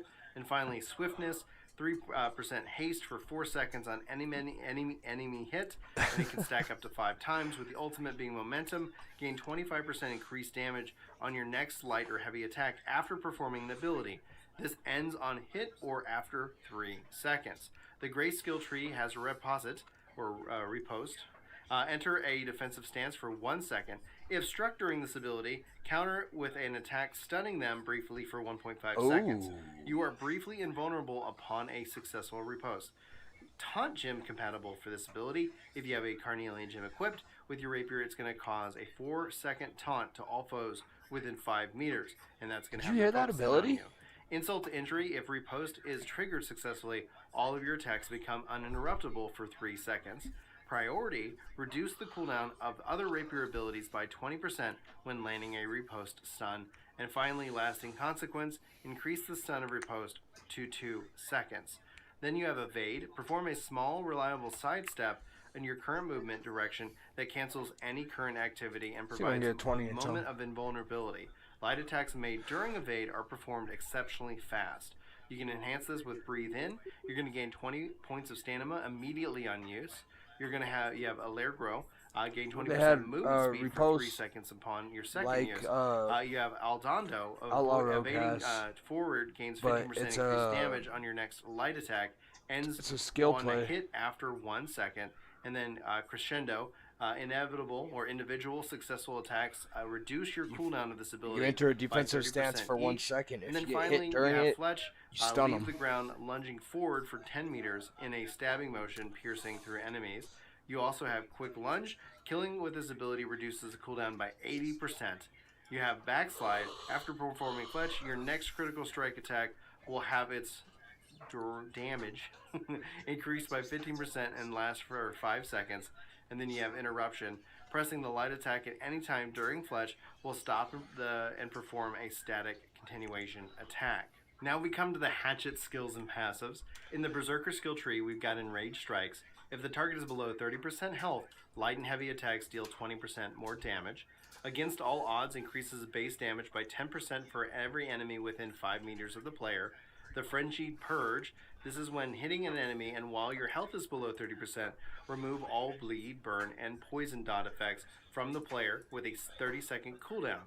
Here you've got Accumulated Power. After 3 successful light attacks against the same target, gain in power, granting 30% more damage, increase for 3 seconds or until the next attack. Relentless Fury. After a successful heavy attack, you're going to gain in power, granting 30% damage increase for 3 seconds, or after 4 attacks. And then you have Fortifying Strikes. Hitting an enemy target with three light attacks grants Fortify, increasing damage absorption by 15% for 3 seconds, with the ultimate being Defy Death. When you receive lethal damage, avoid death, reducing HP to 0 and gain immortality for 4 seconds, and that's going to have a 60-second cooldown. In the skills category, or actually I missed one, Desperate Refresh, all cooldowns are reduced by 5% when hitting an enemy with an attack while your HP is below 30%. In the skills category, you have Feral Rush, a sprinting melee attack that causes the player to leap forward hitting twice. The first hit deals 100% and the second deals 115% weapon damage with a 12-second cooldown. You have Dispatch. If the target is below 30% health, Feral Rush will deal 20% more damage. And then you have Crippling Strikes. If Feral Rush hits a target in the back, it causes Root, immobilizing the target for 2 seconds. You have Berserk. This is going to trigger a Berserk mode that increases all attack damage by 20% while active. Berserk mode will be active for 15 seconds. It is also Taunt Gym compatible with an 8-second taunt with all enemies within 8 meters if you have a Carnelian Gym equipped. You can, on the hunt, increase your movement speed by 20% while in Berserk mode. Berserking Refresh. While Berserk ends, heal yourself for 30% of your max health. Then you have Berserking Purge. Triggering Berserk removes all crowd control effects, stuns, slows, roots from the player. And then you have Uninterruptible Berserk. While the Berserk, your attacks are uninterruptible during this Berserk and cannot be staggered. Then you finally have Raging Torrent. Perform your 4 fast attacks, each dealing 80% weapon damage with a cooldown of 15 seconds. And then you have Aggressive Approach. Hitting a target with Raging Torrent grants haste and increased movement speed by 20% for 6 seconds. And you have Final Blow. Press light attack at the end of Raging Torrent to deal a final attack dealing 115% weapon damage. Then in the throwing skill tree, we've got Aimed Throw. This is going to replace Blocked with an Aimed Throw and deals 90% weapon damage. I know, right? Hold RMB to enter Aimed Stance, and each throw is going to consume 30 stamina. Refreshing Throws, light attacks, and aim throws against targets with an active debuff is going to reduce all cooldowns by 5%. And then you have Boot and Rally. Light attacks and aim throws regenerate 20 stamina when hitting targets with an active debuff. Over here, you've got Critical Throw. Throw axes are now capable of triggering headshot or random critical hits, and you can enhance this with On Fire. Every third successful throw axe is guaranteed crit. And then you have Rejuvenating Crits. Successful critical hits with light attacks, aim throws regenerates 20 stamina. Then over here, you've got Exploration. All attacks deal 15% additional damage to the target with the active debuff, or maybe exploitation. My dyslexia gets the better of me. Adrenaline Rush. Dodging with 2 seconds of triggering an ability consumes 25% stamina, with your ultimate being Persistent Hindrance. Successful throwing axes hit extends all hatchet debuff durations by 2 seconds. In the skills for throwing, Rending Throw. Throw an axe dealing 110% weapon damage and applying a rend, reducing target's damage absorption by 10% for 4 seconds. You can have targeted impact. Rend increased by 20% and duration extended to 6 seconds if further than 8 meters from the target. Opportunistic. Rend throwing deals an additional 20% damage if target has an active debuff. And Second Wind. Using Rending Throw on a target with an active debuff reduces ability cooldown by 20%. Social Distancing. A throwing of axe forward and dodge backwards, dealing 120% weapon damage and slowing targets by 15% for 3 seconds. You have quick power. Player movement increased to 30% for 3 seconds if the ability hits a target with an active debuff. Then you've got stay back. Slow movement speed effects increased by 25% for 4 seconds. And there's that tree right there. Then we have effective throw. Throw an axe deals 130% weapon damage and triggers disease on a weakened target for 5 seconds. Disease reduces target's healing efficiency by 30%, and weaken reduces the target's damage by 10%. Mortal power, it's going to increase the duration of disease and weaken to 8 seconds on the targets below 30% health. And aerial transmission generates a 3-meter disease AoE on impact that lingers in place for 3 seconds.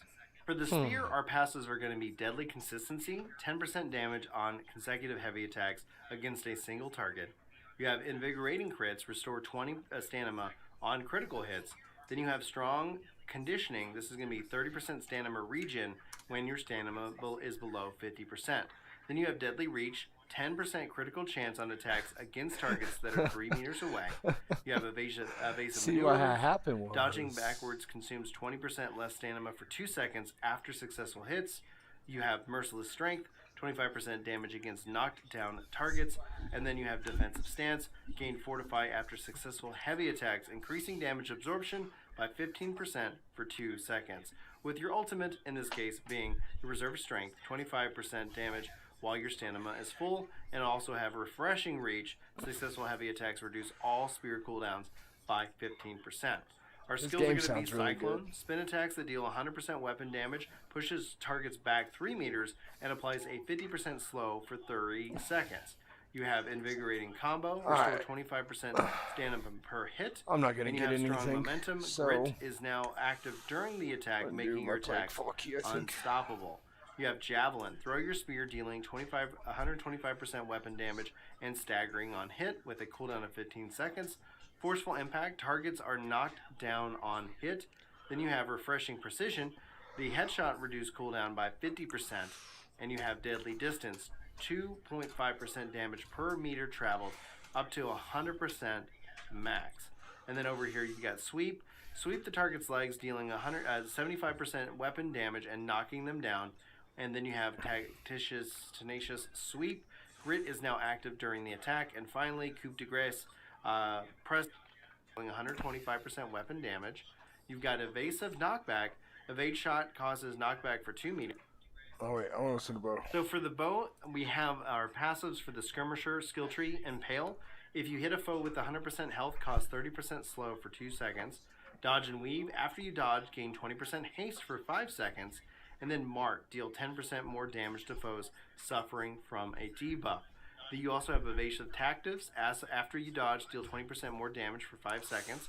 Catch Me If You Can. If surrounded by 3 or more foes within 3 meters, you gain a 33% haste bonus, which makes you move faster. Closing in, hitting the foe below 50% health reduces the ability to recharge by 5 seconds. You have Hunter's Insight. Hitting a foe with a debuff grants 5 stamina. You also have Archer's Speed. Gain 20% haste for 5 seconds when you swap to your bow. And then you have Battle Precision. Debuff duration lasts 20% longer. In terms of skills, you've got Poison Shot. Shoot a poison arrow that on hit or land creates a cloud of poison 3 meters wide that lasts 10 seconds. Foes entering the cloud are poison, dealing 10% weapon damage per second for 20 seconds. Then you have Infected Arrows. Poison Shot now does 12% weapon damage per second for 20 seconds. And then you have Direct Hit. If you directly hit a target with Poison Shot, deal 200% more damage. You have Evade Shot. Leap back 5 meters and shoot an arrow, dealing 125% weapon damage. You've got Evasive Knockback. Evade Shot causes knockback for 2 meters. And then you have Go the Distance. Evade Shot grants you 5 seconds at 33% haste. Then you've got Rain of Arrows. Shoot a barrage of arrows 7 meters wide that deals 150% weapon damage. Then you've got Barbed Arrows. Rain of Arrows causes bleed, dealing 85% weapon damage over 12 seconds with a maximum of 3 stacks. And you have Hooked Arrows. Rain of Arrows causes 30% slow for 12 seconds, and slow reduces the target's movement speed. In the Hunter category, we've got Long Range. Deal 20% more damage to foes at least 10 meters away. You've got Finishing Shot. If your target is below 50% health, deal 20% more damage. You have a surprise attack. If you haven't damaged the foe the last 10 seconds, deal 20% extra damage. And you have Hawkeye. When you have landed a headshot, heal yourself for 10% of the damage done. I am too. Aim True is heavy attack arrows fly faster and deal 30% more damage. I am too. Unbreakable Focus receives 20% less damage while aiming. This is just the attack ones. Heavy attack deals 20% damage to foes with 100% health. You have arrow range. Increase arrow distance before start of gravity by 100%. And you have Bullseye. Bow shots critical chance increased by 10%. And then with her ultimate being Concussion, when you have land a headshot, you deal 20% more damage and 0% chance you get your arrow back. And a 0% chance, I think that's probably a typo. Alright, in our skill shot, rapid shot, you've got 3 consecutive arrows, and the first 2 dealing 100% weapon damage each. The last shot causes knockback, and it deals 125% weapon damage. You have rapid accuracy. If all 3 arrows hit the same target, rapid shot cooldown is reduced by 50%. Then you have Final Blow. The third shot in rapid shot deals 25% extra damage. Penetrating shot, the shoot an arrow dealing 150% weapon damage that passes through the target and continues for 100 meters. Then you've got Blood Soaked Arrow. Increase the damage by 10% after each hit with a maximum of 50% damage. Oh, I can't do Deep shit. Strike. Penetrating shot deals 20% more damage to targets 20 meters away or more. Then you've got Splinter Shot. Shoot an arrow out 10 meters. It splits into 3 arrows, dealing 50% weapon damage. You also have Scatter Shot. Splintered arrow splits into 5 arrows. And then finally you have Calculated. Reduce cooldown shot hit by 10%. So here with the musket, our sharpshooter passives are going to be critical reload, landing 3 headshots with 10 seconds. I just bought it. I can't download it. An instant reload. I don't know why. And you've got your greater accuracy. Accuracy penalty while moving and aiming has been removed. Ballistic advantage removes damage fall off from standard musket shots on targets more than 50 meters away. You have hit your mark. Increased headshot and critical hit damage to target. The further that the target is away from the player, for a max of 30% up to 125 meters away, and this does not forgo damage fall off.